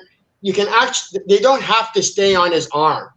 That to me was a good idea. So to me, yeah, they weren't the rings of the Mandarin of the comic books, but they had a good idea as an alternative. So it was dope. Yeah, so to me, I wasn't that disappointed that they weren't rings because they gave us an option that to me did a lot more than if they were just rings on his finger anyway. So yeah, the two scenes that we see Wenwu use them were like fucking amazing. When he was destroying those guys in the first scene, that was great. And then when he went the revenge scene, which was maybe one of the best scenes in the movie, that was fantastic. Bro, that shit was tight. And then like there are multiple scenes as a kid when the flashback when he's like hugging Shang-Chi or like putting his head towards him, and you hear the rings clanking around, and you see Shang-Chi look at them like he's afraid of them. And then when he meets him again as an adult, like he puts his head towards him and he like looks over at the rings. Like he looks at him like those are fucking dangerous. Like it was like a nice little vibe they had to him. Loved it. But yeah, this movie was really good, guys. Don't listen to Paul. Don't listen to Nerdman. Don't listen to Jada Fanboy. Listen to us. I didn't love it quite as much as K Dot. I don't think I loved it quite as much as Mike or Yellow, but I really, really liked it. Hey, Pickle, we're gonna do a watch party when it's released on Disney Plus. Me and you, and I'm gonna get you to love it, bro. Let's do it. I mean, I think the more I watch it, the more I want to watch it again. Similar in the 90s. I need to watch it again, bro. I really want to watch this movie again.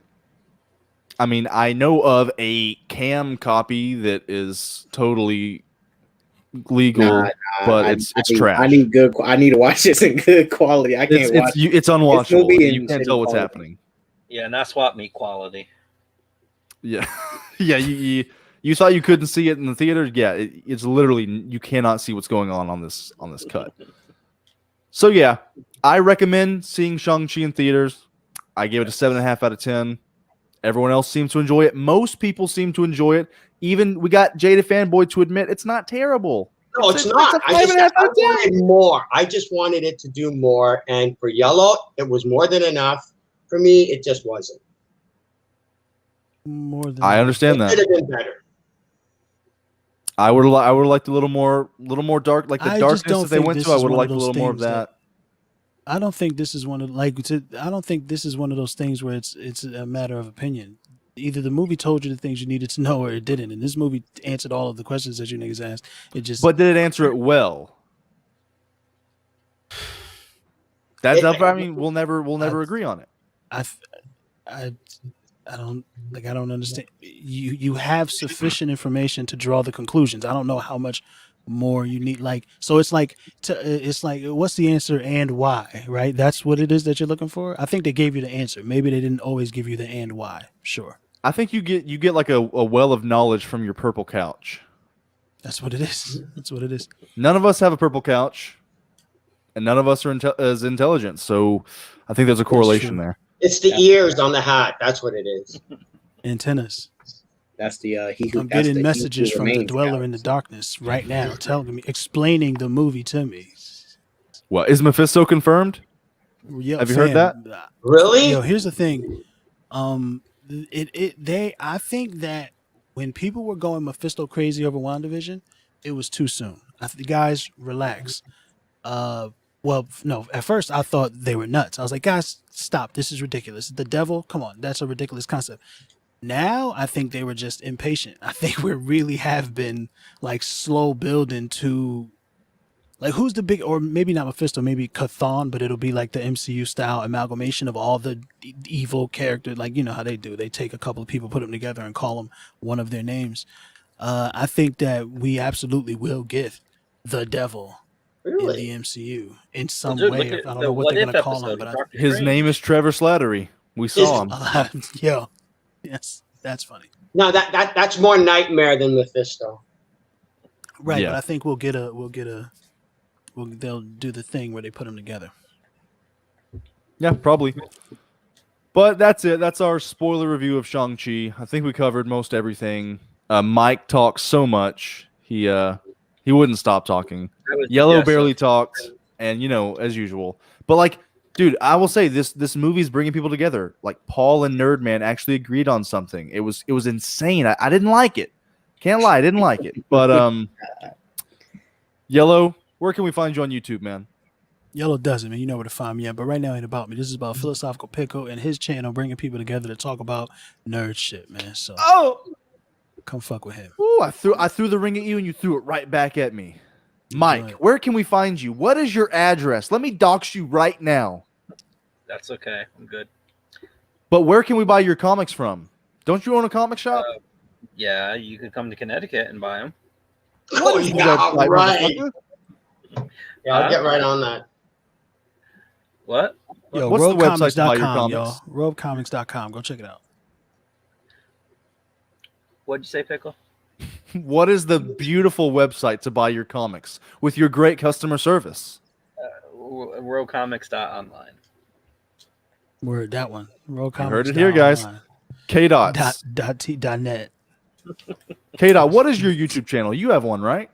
Yeah, obviously my 5 subscribers. You guys can find me at SJK.Sanctum. Shouts out to Pickle for creating this new profile picture for me. Thank you, Pickle. Come check out my Shang-Chi review on my channel. I got more videos coming soon, but find me at SJK.Sanctum. Pickle, thank you again for the new profile picture. Oh, no problem. Thank you. I love you. It was like 3 months late, but I finally did it. Hey, Jaded Fanboy, where can we find you on YouTube? Jaded Fanboy. Very nice. That's it. What do you do on your channel? Like, I've only seen. Do you just rant about piss shit? off a lot of people. That's what I do on my channel. Oh, I can tell. I know Nerdman told me you have a funny channel, but I've never actually watched it. I don't know where he gets funny channel. For him to say I'm a funny guy is proof that humor is subjective, because I don't. He does have crazy takes, so yeah, I don't see the humor, but if he wants he to, really enjoys you shitting on the MCU. That's what it is. Okay, that's probably it, right? He probably enjoys it and he just thinks it's funny, but I don't. No. He's a fucker because he did an Infinity War watch party, and he only invited you, the other guy that doesn't like the movie. I know. I invited him to the Suicide Squad watch party, knowing he liked it. I thought that was convenient. It was very convenient for his narrative that the movie sucks. It was. I don't think he has the right to watch Infinity War. He put it next to Captain Marvel in a ranking of the MCU movie. Like, it's not like he didn't even, in the ranking of the MCU movies, he put Infinity War next to Captain Marvel. He doesn't have the right to watch it. Never forget. Nerdman approves this message. Yes, Nerdman approves of my review. He told me backstage. But guys, if you watch this video on replay, if you're watching right now, thank you for commenting, watching the video. It's almost 3 hours long. Sitting here listening to us talk. That's fucking insane, the fact that you did it. You know, kudos to you. I recommend going to see Shang-Chi. Find me on YouTube, Philosophical Pickle. I talk about this kind of shit. You know, if you're here, you clicked on the video because I talk about nerd shit, whatever. I suck at outros, so we're going to end it here, guys. Any last words, motherfuckers? Doses. Peace, guys.